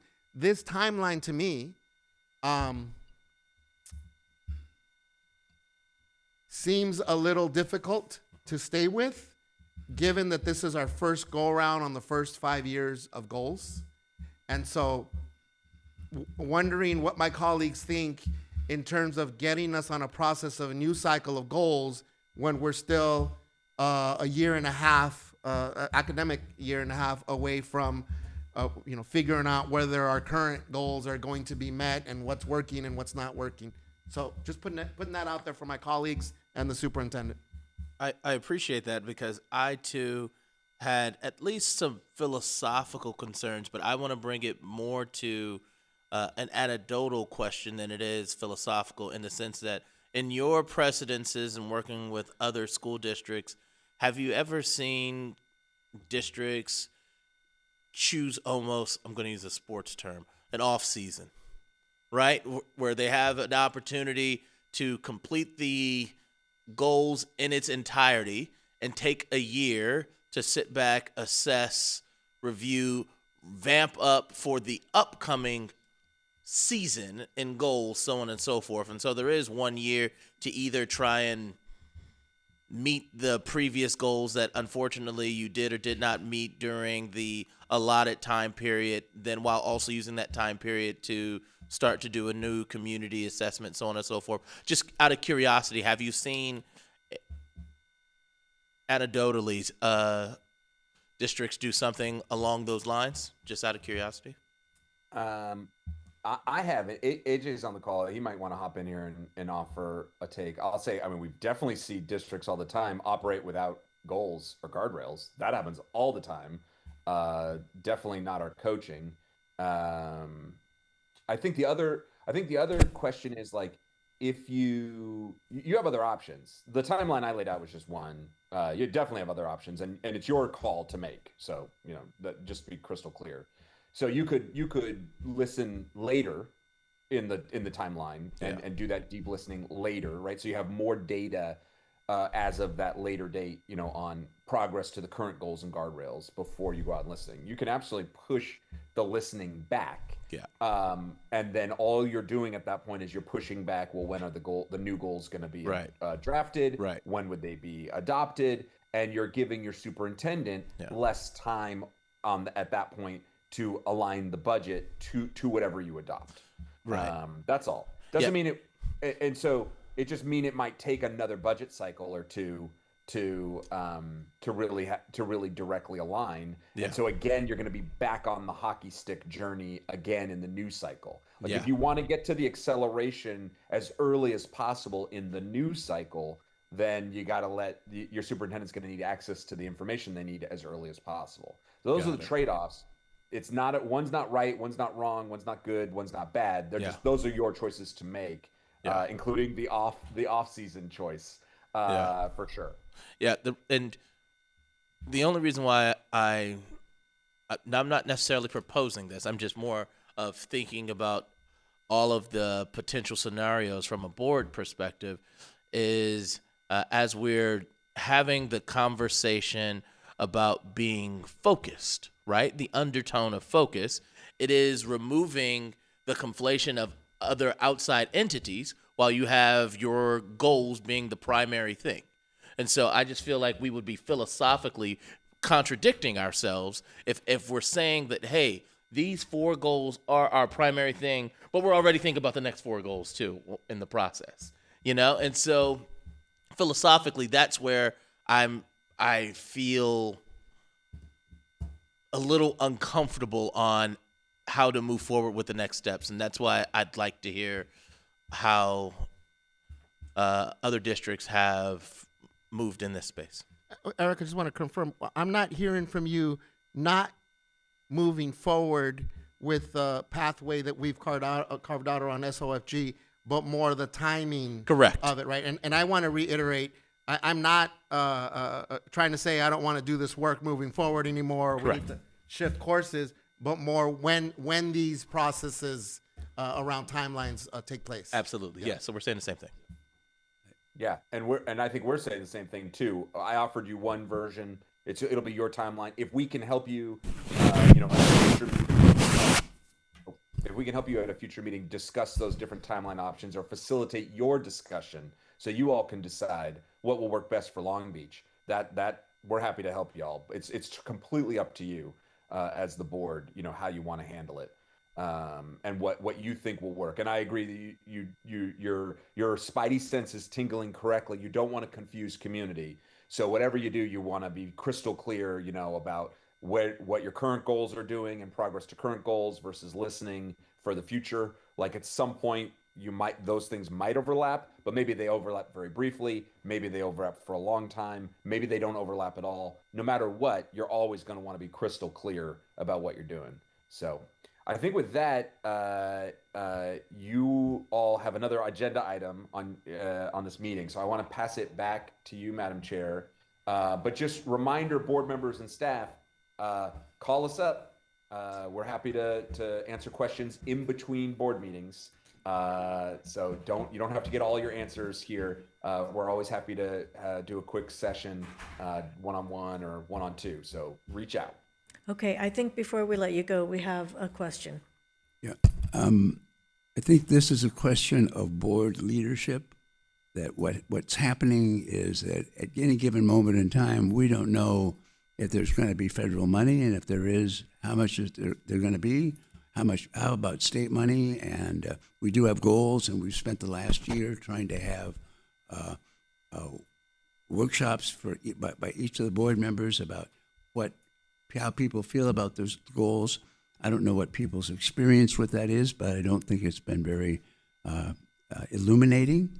And the question is how to do that, how to pivot, how to get, I mean, we may need to have a workshop on where are we, not, I don't mean dramatically at any given moment in time, but what's going on.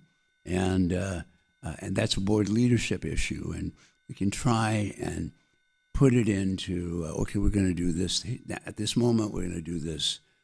In 2 months, I don't think that may work.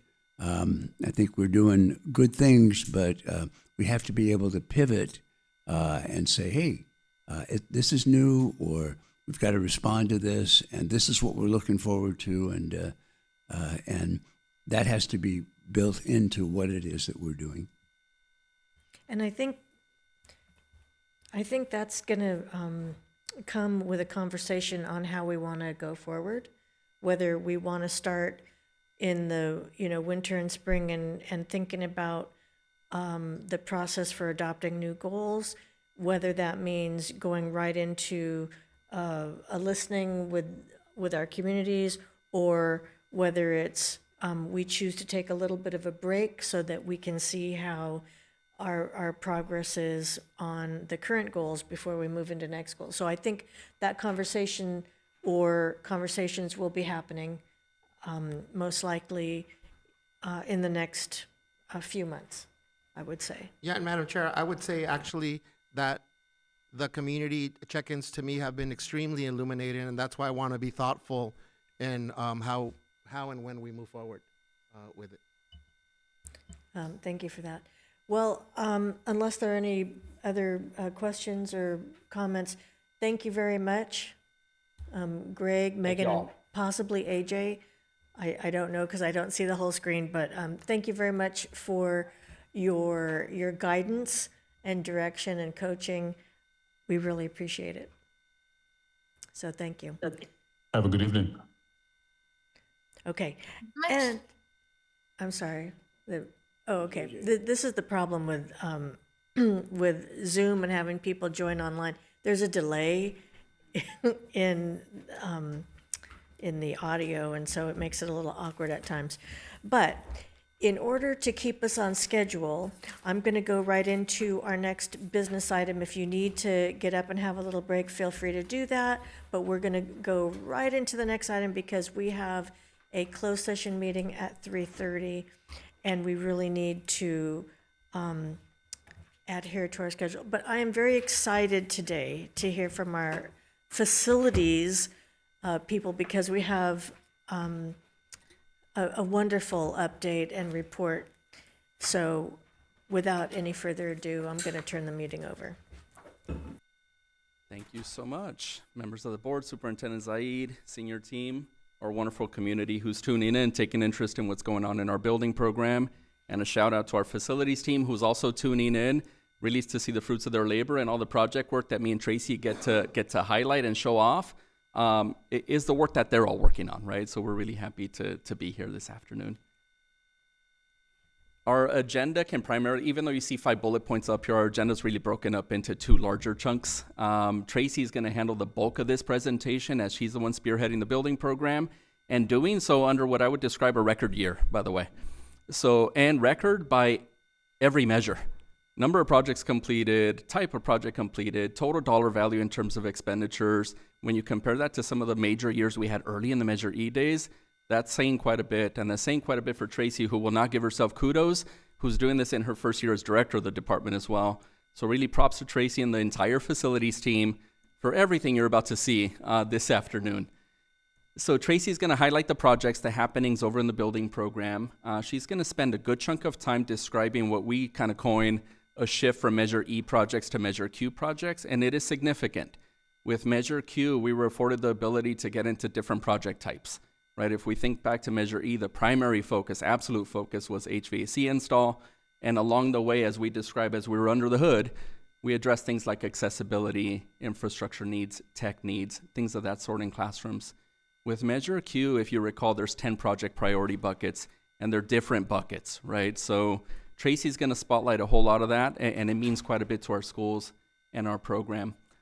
I'll circle back in towards the tail end here just to talk about what I call the other bucket, and it's just other things happening within the building program and facilities department. There's topics we've become accustomed to presenting when we address these facilities updates so that the board knows and community knows what we're doing on our side of the house with respect to things like contractor outreach, local hire, and just other potential impacts, right? So we'll make sure we finish with those things as well. With that, I'm going to go right to Tracy, who's going to start with a pretty bold statement here. Thank you for that introduction, David, and good afternoon, board members, Superintendent Saeed, and senior team. I'm really happy to be here to be able to present the updates in our facilities bond program. That's really going to demonstrate a large breadth of work that we have going on, thanks to the community in their trust in us. So this summer actually represents a major milestone in our bond program. As of this summer, every student-occupied campus will either have their air conditioning installation completed or construction is currently underway to receive it. So back in 2016, when voters approved the Measure E bond, providing air conditioning at our campuses was a top priority. And here we are 10 years later, and that vision is now becoming reality. You know, I just want to take a moment. We have to take a moment. And I think that you need to say that again. You need to make that statement again. I can't believe we're here. 10 years later. Yes, 10 years yes. later. Yeah. Yeah, and mind you, over half of our campuses were without air conditioning. And so what are the numbers we're talking about? Just so people can appreciate the work that's been done over the past 10 years. What are those numbers like? Oh, gosh. Yes. I'll let David speak to that one. So of our 85 schools at the time, Measure E passed, 51 of those sites did not have HVAC systems, right? So Tracy alluded to over half. That's the actual number, 51 schools, many of which are complete, many of which are under construction right now. So just monumental effort, for sure. Yeah. So you're telling us 51 schools are now either complete with HVAC or they're under construction. Yeah. 51 schools in 10 years. So I want to thank everybody who has made that possible, everybody who's currently working on that, and also I want to thank the voters for trusting us to get this job done. And look what we've been able to deliver. This is absolutely incredible. So round of applause for you, honestly. Yeah, so We incredible, appreciate so that. exciting. Thank you.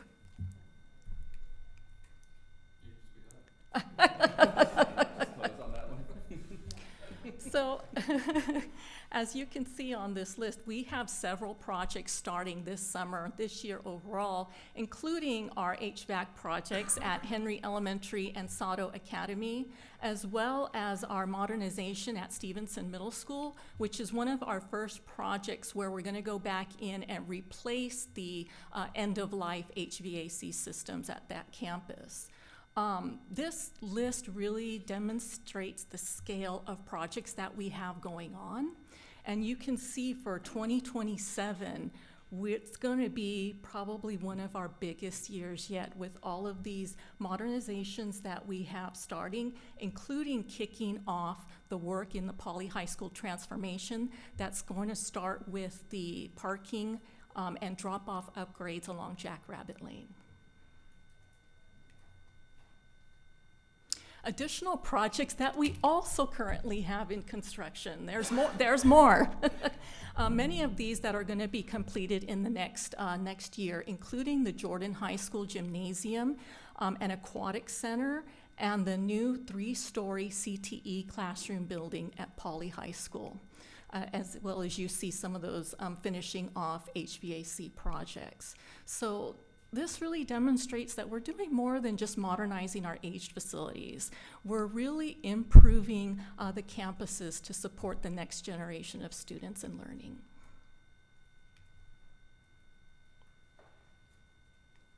I wanted to share my renderings of Poly High School transformation.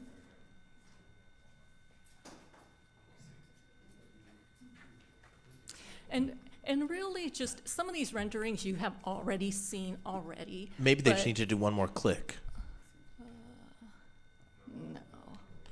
No. The photos are missing. Okay. Okay, well, I just wanted to reshare those renderings just so you can see the amount of work that's coming to Poly High School. In addition to the HVAC modernization that's already under construction along with the CTE classroom building, you'll see in, and I think I memorized these correctly, in the top left image on your screens, you'll have the new student services building. That's gonna serve as the new entry along Jackrabbit Lane. And that middle image, you will see the welcoming reception center, cute, that is paying homage to that Long Beach Poly banner that you currently see on Building 800 on Jackrabbit Lane. And then the top right image just gives you an overview of the new play courts with the backdrop of the new gymnasium building and aquatic center to the right. And then the bottom three images are all of what our new gymnasium building is going to look like. On the bottom left-hand side, you'll see the entry lobby featuring the Billie Jean King mosaic there, and the stairs leading up to the new gymnasium that is located on the second floor. So we have a lot of really great new construction that's really going to define the new front entry in California's, one of California's most iconic high schools. Thank you. So now that we're at the tail end of our air conditioning installations, doesn't necessarily mean our work is slowing down, right? It's just going to now evolve. So as we go and revisit those campuses now that have those age systems and infrastructure, we're going to be focusing on aligning our site improvements with our facility master plan priorities. And those priorities are really going to drive, do we need to replace or do we need to reimagine our undersized or outdated learning spaces? Maybe we need to remove portables and expand use of our permanent facilities. You know, all in our efforts to really provide campuses that support student learning, wellness, safety, and long-range sustainability, all priorities within our master plan. Okay, so hopefully you see the images on this slide as well. So Lincoln is a really good example of why we are now beginning every project with a feasibility study. Every campus has its own challenges that requires thoughtful solutions. And over at Lincoln, as we're now looking at not only replacing the aged air conditioning systems, the feasibility study showed us that we have the opportunity now to make a fundamental improvement to the learning spaces by really removing those really aged portables and bungalows and replace it with a new two-story classroom building that you see in those images on the screen. Similarly, at Whittier Elementary, we recognize that we have the capacity to be able to remove portables at that site and open it up to a new TK Kinder classroom that provides right-sized classrooms and amenities that are really required for our youngest students, as well as opening it up to more play space and green play space for our students. Over at Adams Elementary, we also recognized that we needed to do more than just modernize the classrooms that we see in the permanent buildings. They're significantly undersized, so it behooves us to really go in there and enlarge those spaces so that they have equitable learning classrooms as our other sites have. And then just a couple of others that you see on the screen at King Elementary. Again, we recognize we're going to be able to remove some of the portables on that campus, that really compact campus, and open it up to more play space. And then Willard, we just completed feasibility study on this one very recently, and we'll be replacing or providing a new kitchen cafeteria facility to replace the makeshift kitchen that currently exists in their admin and classroom building on that campus. And will the scope of work for the feasibility study include safety features, like maybe a drop-off area for some of these schools that? We do study that, yeah, because again, in our facilities master plan, we have 10 areas of priority that we really focus on, and pickup and drop-offs are one of those in terms of safety, health and safety, yes. And you'll see that in some of the images I'm about to share.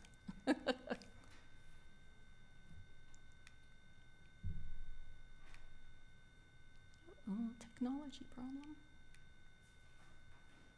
They're refreshing the presentation in there as well. Oh, okay, okay. So while we're having this conversation and they're working on the slides here, just a couple of quick questions regarding the sample feasibility studies. Yes. When it comes to the different campuses that are listed, Lincoln, Whittier, Smith, Adams, King, and Willard, can you remind us which bond measure each one of those campuses are linked to? Yeah, so these new features that we're able to do under Measure Q, thanks to the passage in 2022 following our facilities master plan. So yes, that bond, thank you for bringing that up, because that does allow us to go further than what we were able to complete under Measure E. And when we're talking about the bond measure from Measure Q, the part that always is a tricky conversation for us to have is that we know that new construction costs hundreds of millions of dollars. And so Yes. our district is currently going through a number of financial sustainability issues. And so just as a reminder that can you give just a quick reminder about where these bond funds come from and how they are separate from any of the other district funds that we use for education? Yeah, absolutely. So Measure Q is the result of a general obligation bond passed by voters in November of 2022. These bonds are specifically, and can only be utilized for capital improvement projects as set forth in the bond language, right? There's a Citizens Oversight Committee that's represented by community members as well, and they really monitor and audit the type of projects we go forth with, review expenditures, present an annual report to the board and community, post all of this information, including meeting minutes and agendas on the bond website. The bond dollars, again, only can be used for bond projects, right? They cannot be used for administrator salaries. They cannot be used for general fund expenditures and things of that sort. Thank you. The second piece is, as I'm sitting here and I'm laughing at my time during the 1900s in the Long Beach Unified School District, I was someone who used a lot of those bungalows. And so can you speak to some of the obvious greater opportunities of removing these bungalows and putting, I'm assuming type 5 construction buildings in place? Sure. I'll jump in and then Tracy, please follow if there's anything I'm missing. So it's really see it as an opportunity space, right? So these portables and bungalows serve their purpose first and foremost. At the time when we had enrollment peaks, that was the best way to kind of deal with an enrollment peak, right? Versus building new construction and buildings that maybe we don't need for the long haul, and buildings that take quite a while to construct, whereas portables go in rather fast, right? Portables also helped us get past that period, that stage, and many years where we did not have HVAC at several schools, whereas the portables did have HVAC units within each individual classroom. They helped us with respect to interim housing space, sometimes within the campus itself, sometimes for other neighboring sites. They're just end of life at this point, right? So when we think of the life of a portable, they're meant to be temporary buildings that last, in the neighborhood of 10 to 15 years. Most of our portables have been sitting out there for a good 30 plus years, right? That also equates to more maintenance time spent on portables instead of more maintenance time spent on permanent classroom buildings. Tracy alluded to our green efforts, our sustainability efforts, and that's something we're taking a really good hard look at. Because the other thing we don't want to do is remove quite a few portables and add in more blacktop space, more asphalt on schools that have quite a bit of asphalt already. So already with some of the projects, Tracy's team has been looking at adding green space. Sometimes it's a new field, sometimes it's just a different play space or a nature-based play space. So that's what I mean by the opportunity space, right? The removal helps us save on maintenance dollars and upkeep, but it also helps us put something else back in. That's great. And similarly, we have really aged bungalows that date back to the 50s, and in some cases, modular construction that wasn't really meant to go be long-term. So again, in the case of Lincoln, they've got portables, modular construction, bungalows, all of which we're now going to be able to remove and build a new permanent two-story classroom building that's also reminiscent of the historic architecture at this campus. Yeah, I was sharing with a current student in the district about the time period of the district when they were at overflow. And so I lived yes. for a small period in the Whittier neighborhood, but Whittier was so compacted that I'd show up to Whittier at about 7 o'clock in the morning, then I'd hop on a bus and it would drop me off at Bixby, and then I was in this bungalow classroom, right? Because even Bixby was so full of students, it was just a different time. And so all things Yeah. considered, understanding that it was a different time, and now we're looking at not only how do we improve the resources that our young people get to use in the classroom environment, but also finding fun and sustainable ways to provide just a more enriched educational environment, both indoor and outdoor, I think is a really, really smart and strategic move on our part. And so thank you guys again for your work thus far. Thank you, thank you. All right, so this is actually an animation snippet of Adams Elementary School, but before I play it, I just want to highlight that this is the new reimagined entry of Adams Elementary. And in addition to enlarging our undersized classrooms, we're going to be relocating administrative offices that gives us the opportunity to create a more safe and secure front entry that's also welcoming to students and families. And then you're going to see a little bit of the additional work that we have going on within the campus. So hopefully I can get this to play. There we go.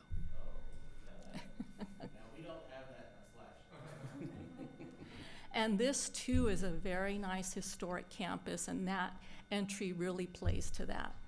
And here our architect went a Yeah, I was going to say, which firm is this? Which firm is this? TBP Architects. Okay. Those are painted cool coatings that are really going to help bring down that temperature on that asphalt on hot days. Yeah, that's fine. You see some fine. outdoor learning under our solar canopies along the playground, and just an overall aerial of what it could look like. There's also, because I know Dr. Benitez has asked this question in the past, and this is a project where we're going there. Some of that coat coating and reflective paint you see includes a bit of math, right? So some numbers, some fractions, and things of that sort. Exactly. Tracy, can you, Yes. actually, it's okay if you don't go back, but I think the words that you used around a more welcoming environment, and I'm thinking here, some of our historic school, like I'm so glad to see Stevens and Stevenson and Lincoln and Yeah. and Whittier here, because I also don't want, you're not doing it, but I don't want for it to be understated, the neighborhood pride in Absolutely. what the important role of a school has in neighborhoods that don't have a lot of green space, that don't have a lot of safe places, that are denser than other parts of town, and those tend to be in particular areas of our school districts. So the sense of community, the sense of pride, I think these are all opportunities for us to also think about the role in the broader neighborhood of schools, right? Particularly elementary schools that, for whatever reason, may have been stigmatized, right? So there's an Yes. additional layer here, and again, it's that sense of a welcoming environment and pride Yes. in your school. Absolutely. And just as you mentioned, Dr. Benitez, about Stevenson Middle School, similarly, they're also getting a new front entry, more identity that that campus is going to be able to be a source of pride. So this next image is a reimagining of the Whittier campus. Kind of as Dr. Miller alluded to earlier, This campus at one point, before the bond program, had over 20 portable classrooms. And now we're able to remove almost every single portable classroom to open it up to a new TK kinder building that you see on the southeast end. We're still studying if we can do a drop-off, but with dedicated play space, as well as bringing a nice new natural grass field that you see here, and with those cool coatings as well. And this is just another rendering, imagining what that new kinder entry can look like. And then just a couple of renderings to share at King Elementary, where we're also removing a few portables to make way for a new grass field that you see on that top image, as well as providing new play structures and ball walls. We're still in the early planning stages with Willard Elementary, but we wanted to share these photographs to kind of demonstrate the types of challenges that we're facing at some of our campuses. So you see in the upper right-hand corner that existing kitchen in classroom space of our main building on that campus. And our nutrition services team does an amazing job to bring, as you see, up to 450 school lunches on a daily basis in this type of space. So again, we'll be providing a new dedicated kitchen facility for this campus. There's minimal trees for shade and structures, accessibility issues throughout, inadequate TK K classroom spaces. So things like that that we're going to be addressing as part of the scope of this project. So these next two slides I'm going to share are reflective of the types of improvements and experiences that students have on the daily, right? So here we've added some new friendship benches that really demonstrate playful areas that kids need and that they react positively to, right? And just to preface, this is not a rendering. This is an actual image of the work that was done at Tincture. And you see we added in some new trees that will eventually grow to provide shade, along with those painted cool coatings on the ground. And it just creates a fun space for kids to congregate and buddy up with somebody to go play with.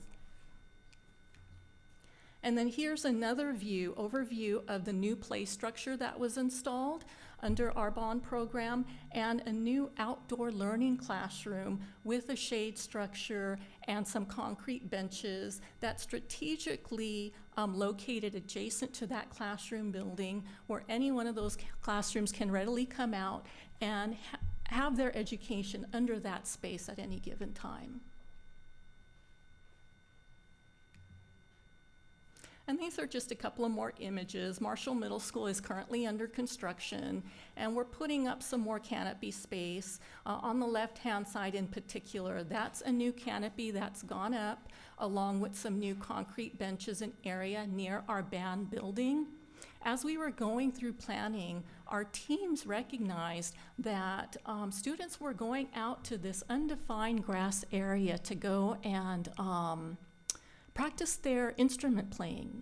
And so we wanted to provide a more dedicated space that they can actually go out to together and have some of that time together.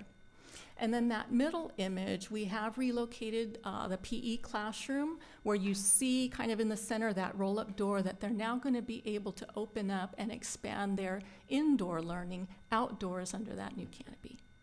Yeah, unfortunately, we don't have this slide though. Oh. Yeah. Okay. But it's great. I'm glad. Yeah. We wanted to share more. So this is another animation, short animation of the new gymnasium at Jordan High School that's going to walk you through the entry lobby and go through the corridor space. And before I started, I just want to highlight that the Black and white photograph collages are actually of historical athletic photos provided by the Jordan High School campus that our thoughtful design architects were able to pull together and generate these new panels that will be going in. And later you will also see athlete profiles also provided by Jordan High School that really celebrate the athletics of this building.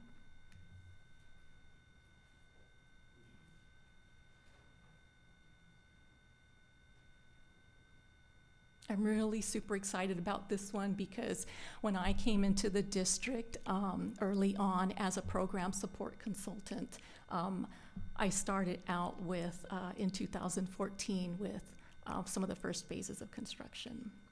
So you can see here the corridor spaces to the new gym and those player profiles that really are going to be amazing to see as you're walking throughout this building.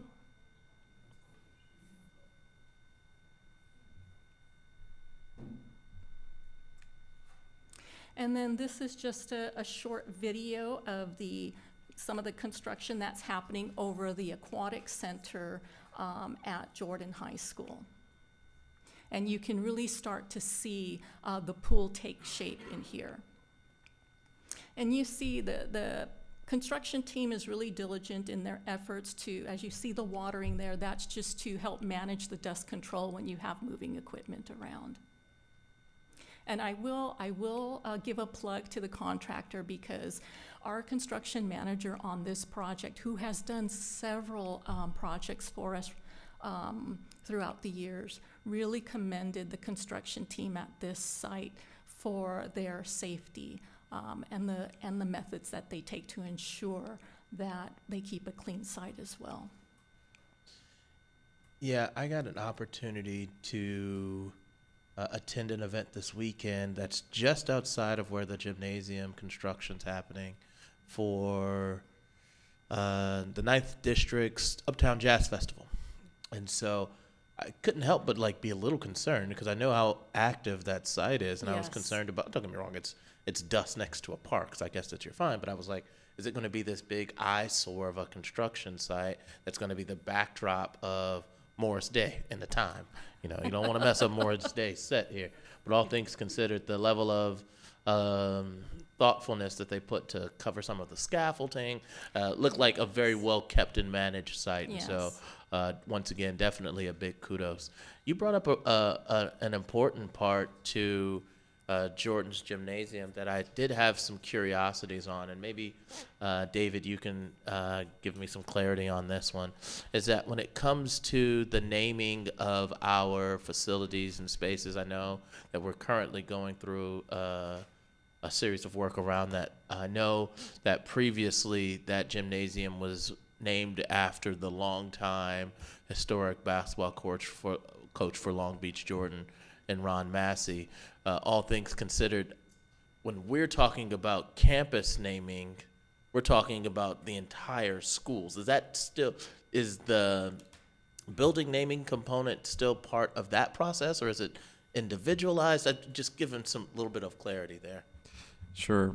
At a later date, we'll bring back some recommendations, but as a part of, there is school naming, and then there are buildings within schools that have been named.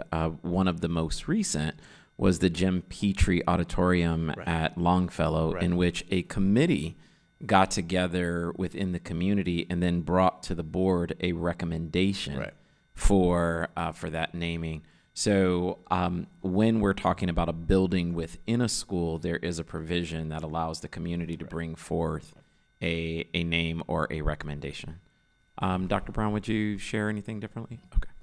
And thank you for the clarity. I just know that there was some relativity there, and I just wanted to be clear. Thank you. The last thing I'll say on this one, I actually visited this site just last week, and it's even more developed since the recording of this video.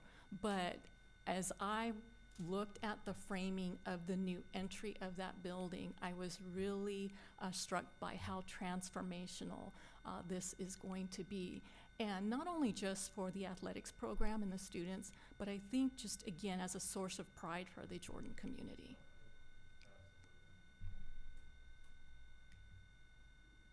And here are just some images to share from the topping out ceremony of the 3-story classroom building at Pauley High School. We were fortunate to have Board Member Miller, Dr. Baker, and Principal Dr. Vega join us in that event and see the erection of the final steel beam going up into that new building. And you see that beam in the lower right corner there.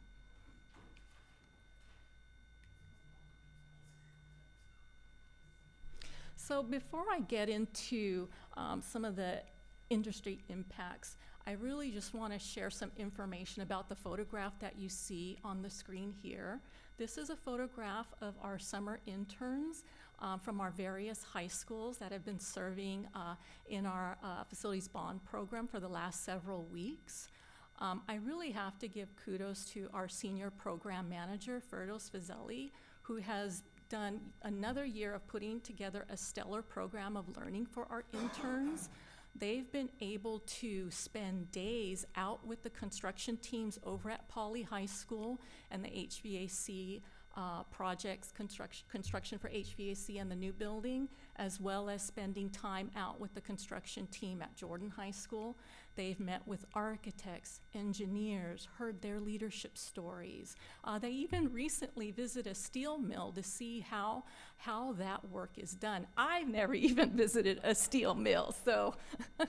And in this photo on this particular day, the students were able to tour SoFi Stadium and get a presentation learning about the properties and components and testing that goes into installing all-weather fields that are really prevalent in our national and international sports now.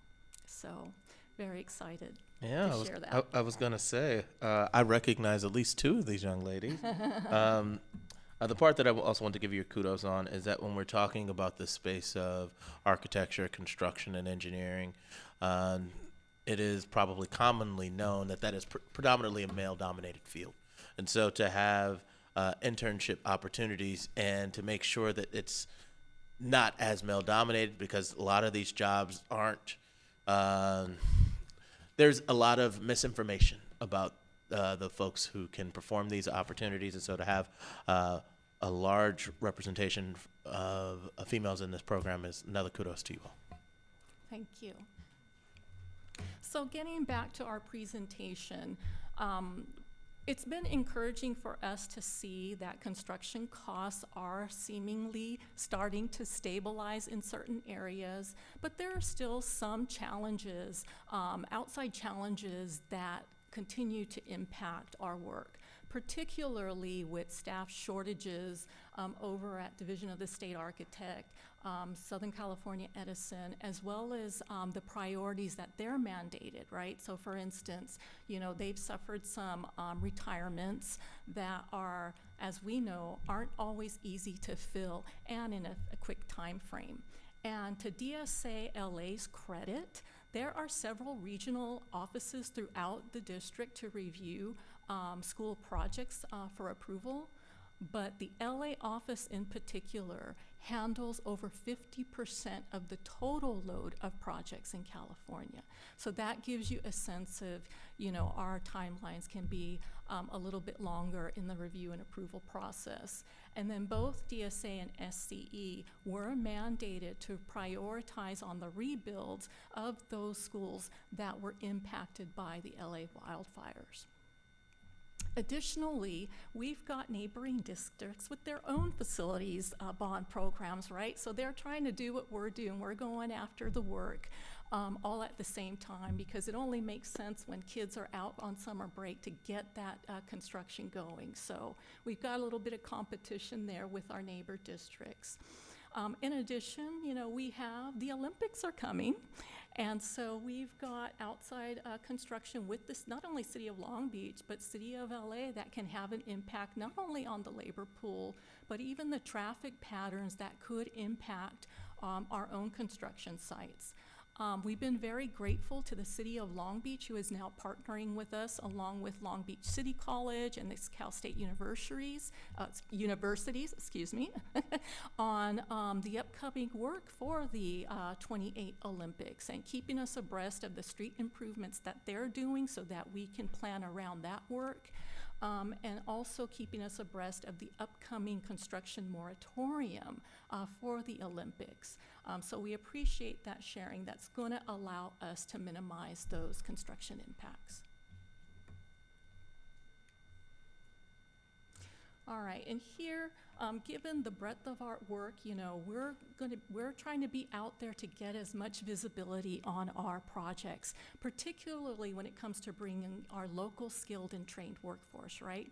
So as you all know, earlier this year, we amended our community workforce development agreement for another 5 years and added an additional 10 projects to be covered under that agreement. 3 of which are actually going to be going into construction next year. So we're partnering with them to get more visibility on those projects, as well as we're also participating in more construction networking events where we're allowed to come in and educate architects, engineers, contractors, subcontractors on our bond program and the upcoming projects that we have, so that we get more participation on our planning proposals as well as our construction bids. And then we've been fortunate to also have the Port of Long Beach invite us to their upcoming building summit later this year in October, where we're also going to be able to reach out again to those local contractors and have those one-on-ones to let them know what's coming up in our program and hopefully get that interest, because really the more qualified contractors that we have, we're going to have greater competition that's ultimately going to result in a greater value for the district and the community as a whole. Tracy, just a quick question, wondering for either a future presentation or a follow-up. Yeah. Given the last point that you made with our ongoing but most recent conversation with either our building trades partners Yes. and or construction companies, thinking of the framework for the Community Workforce Development Agreement, are we having conversations like strategic, right? Not like on, you know, our regular conversations with regards to the CTE pathway work that we're doing, and then those students that have historically have not had access to things like pre-apprenticeship programs, or Right. students with disabilities, women in these Yeah. programs. So are those kinds of conversations going on? I'm glad you asked that question, because actually in my most recent meeting with the trade council's representatives earlier this month, we talked about exactly that. You know, they're trying to develop a pre-apprenticeship program, and we discussed that we need to probably be meeting more at least on a quarterly basis, so we can talk about what opportunities we have within our own projects, as well as what support we can provide them as they're trying to pull more of our students and graduates into their pre-apprenticeship program. Yeah, and I wanted to piggyback on Juan's comments. I know David's heard me have this conversation with him more than once, is obviously with my connection to this space. I've had a number of community members who have asked me, when is the opportunity for me to be face-to-face with these contractors? When are you guys going to host a local hire event? When are you going to give us an opportunity to market ourselves to some of the subs? And so I know that other entities like LBCC, or I'm thinking about how just a few weeks ago, the LA Convention Center, which is a project that is working 24 hours. They're working nonstop because they have to be up and running by the Olympics. But all things considered, they too are hosting large community outreach events Yeah. to help these contractors who say that they're having a hard time filling their local and disadvantaged hiring clauses, giving them the community members right then and there. I know that we didn't get our local numbers, or we didn't get our most recent numbers for our CWDA projects, but all things considered, I'd love to see that. But going Sure. back to the conversation at hand, which is giving our community members an opportunity to be face and face with the CW drivers of the world, with the Ericssons of the world. Absolutely. I'd love to hear about our plan and any strategy we have around getting our residents, Long Beach residents, on our projects. Sure, and I'm glad you brought that up as well, because we can work with our leaseback partners to help us in that effort. So for instance, our Adams contractor is actually hosting kind of exactly what you talking about very soon, an event for local workers and subcontractors to come learn about the project that's going to be going out to bid in the next several months in anticipation of construction starting next summer. So we're starting to make those types of collaborations. As you see, we're also focusing on potentially doing our own contractor outreach fair that we've done every few years to bring more, again, visibility to how to bid our projects and what's coming up. So we continue to collaborate with various partners to be able to do that, as well as bringing even more transparency on those events within our bond website as well. Can I ask you a couple of quick questions? On your slide 58, you talk about a mix of project delivery methods. What do you mean by that?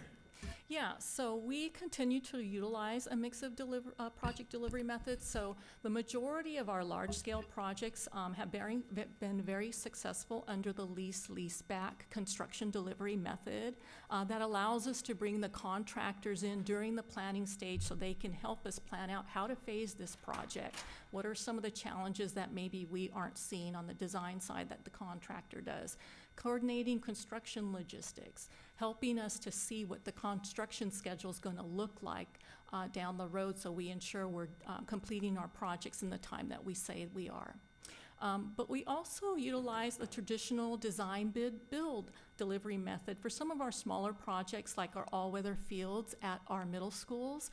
We had a great bid recently on our Robinson K-8 all-weather field that actually came in under budget. And then we're about to embark on our next phase of our electronic door locks projects, which is really going to have a design build focus. So those are the project delivery methods that we're speaking of. And I've got lots of questions that I can get answered offline, but in 59, there's two pictures, but what schools are those? That's probably our very next slide, this one. Yeah. So it's Emerson up top, it's Lindsay down below. And I'll turn it over to Great David segue. to This is our final slide yes. too, by the way, so I'll close this off. I had asked Tracy to get through as much of the presentation as humanly possible, and then just look my way if she ran out of breath there, but she did not. So well done, Tracy.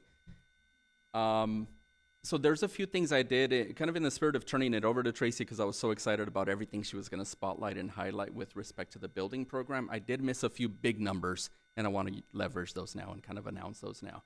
So when Tracy and I and the team took stock, it actually floored us too, by the way. So in terms of dollar value of active projects, now that's projects in construction, in planning, or in design, total was over 1.1 billion, which is a ton, right? So we're going at a rampant pace. We're loving every minute of it, by the way. We love what we do. And it's just, it's great for our community and our school sites, of course, right? So massive number. For last fiscal year, in and of itself, I think it was north of 370 million. So when I alluded to the record year, that was the dollar figure that Tracy and the team were working. 320. Oh, look at you, 320, still massive. If anyone's going to break that figure, it's going to be Tracy and the team in a couple of years, by the way. So it's something to look forward to. So just to finish things off, because there's a few things I heard earlier in the previous presentation that I want to allude to now as part of this presentation. One, I heard our community owns our schools, and they do. And we take that to heart, right? So we very much try to put ourselves in the shoes of our stakeholders and our community members as we're working on these design efforts, trying to respect the rich character of some of the older historical buildings and trying to venture into new territory as well. Also heard alignment quite a bit early on, right? And that's really what this slide screams to me and should scream to us. There's many things we've been doing in the building program for several years, successful things, right? We spotlighted what's happened over the last 10 years in terms of HVAC work, which is awesome. I feel like we're going into kind of the next chapter of the building program with respect to alignment, by the way. So really taking a good hard look at how our bond program stacks up and measures in comparison to the facility master plan. How does that align with our deferred maintenance plan? And now that next layer is how does it align with our portable removal plan, right? So that's a lot. That's a massive undertaking, but it really behooves us as a community, as a district, as a system, to do it right. You know, we've ventured into several school sites where we've done some work and then we step back and reflect and feel like maybe we could have done more. With Measure Q, and again, thank you to the voters, we're able to go do that now, right? And that's very critical and important for us. So really just wanted to spotlight that on this last slide, right? A really good hard look at ourselves in the mirror and alignment of our building program to be good stewards of public funds. Mr. Miller alluded to the fact that some of these projects, while awesome, may cost a bit more, right? So that's where we want to be really strategic and intentional in terms of where those bond expenditures are going for every project going forward. I'll speak very briefly to the two images that Mr. Otto alluded to. So you see Emerson up top, Lindsay down below. The images were really there as a refresher and reminder for what we're doing with respect to portable removals. We alluded to quite a bit of that throughout the presentation in terms of end of life, more maintenance cost, opportunity space, and so on and so forth. With Emerson, what you see, and it really was a result of us looking at utilization and capacity and how we use the building space and trying our best going forward to maximize the use of permanent building space. So already the 4 portables that you see pictured towards the very top of the image were removed as part of the modernization effort. So that's already kind of taken us down the right path. With Lindsay down below, really what I wanted to spotlight, and we are going to pay close attention to this particular site and several others.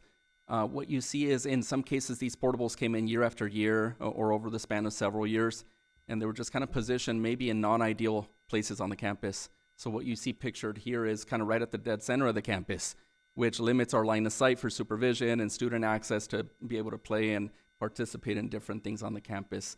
So, you know, as part of our portable removal plan, we're looking at all those things. It's where do we start? What does a phase 1 look like, a phase 2, and a phase 3? Which of these specific portables are end of life, and which ones are impacting our student environment perhaps more than others? So that's really what we wanted to spotlight there. We are at the very end, so we can take a few questions. Yeah, I just had one. Tracy, you used a term that I was a little unfamiliar with. I think I can probably get the gist of it. You said all sport field. What kind of field did you say it was? All weather field. What's correct? So it's just artificial turf. That just means it's not going to be grass, but it. Sorry about that. Yeah, and they support various sports like soccer, Right. football, and the like, yes. So like the one at Lindsay is. Correct. Got it. Yeah. I guess either Tracy or David. So when we talk about the additional things that we were able to do that we just couldn't do with Measure E and now are able to do with Measure Q, are there things that we would like to do that we are not able to do right now with Measure Q? Because I think it's important to reiterate that these were funds voted on by the voters for specific things. But at the same time, it's not like we have another fund of money for other kinds of facilities modernization, right? You referenced, David, and I think it's important to remind folks that these funds are not being taken away from either staffing or school supplies and materials or programming, but at the same time that we do not have very many additional funds to do all the other things. So can you talk about that, David? Yeah, or Tracy? And even though it's a very large building program, the bond dollars are finite, right? So by the time we get into these projects and venture into the next batch of projects Tracy alluded to, and several more that we didn't get to today, as we start getting into the 2030s and so on and so forth, the money will dry out at some point, right? So in one respect, I feel like the 10 project priority buckets will serve us well going forward. They're quite broad, they capture quite a bit. They resulted from a community-based effort via our facility master plan a few years back. Believe it or not, it's time for us to update our facility master plan. It goes to show how fast time flies, right? So in 2021, we worked on that effort. In 2022, the board blessed the master plan, which means we need to get going on that right now. Tracy actually has a team working on that very thing right now, updating our project needs, taking stock, updating dollars to kind of reflect today's market, and so on and so forth. We in continuing to speak of those 10 project priority buckets, there's going to be the continued need that we see to circle back to some of those school sites where we addressed HVAC, accessibility, and infrastructure, but didn't address some of these other things that we're starting to get into over at the Lincolns and Adamses of the world. One of the pieces that jumps out to me, just perhaps because it's fresh and we were just talking about portables, there's several sites where we want to focus some attention to remove portables. There are several sites where we have more stable enrollment, and there are a ton of portables, but perhaps we should circle back and add in a permanent building, right? So all that to say, the need will always far outweigh the dollars available, and that's the case for our district as well. And I think it's worth noting as a reminder that when we completed the facility master plan back in 2022, it specifically noted we still had a need of over $4 billion. And obviously, our Measure Q bond was for 1.7. So there are, there is more need out there. And as we go through our feasibility studies, there will continue to also be priorities that we have to focus on, because if we have bad roofs, we're not going to modernize our classrooms without addressing those. And maybe there's a compromise. Maybe I have to scale back in one area in order to afford to replace the roof and the aged infrastructure. So we continue to review those types of challenges on every project. Well, thank you very much. I think we should end on a really positive note, so I want you to mention again that first slide. We can go back to it. Yeah. But yes, we're very proud of reaching this milestone of having all student-occupied campuses have air conditioning systems installed, and the rest of them with construction underway to receive them. So yes, we're very proud of that. Thank you for indulging me. So we're going to adjourn this part of the meeting, and colleagues, we're going to start our closed session upstairs at 3:45. That should give us time to get upstairs and get situated. But thank you, everybody.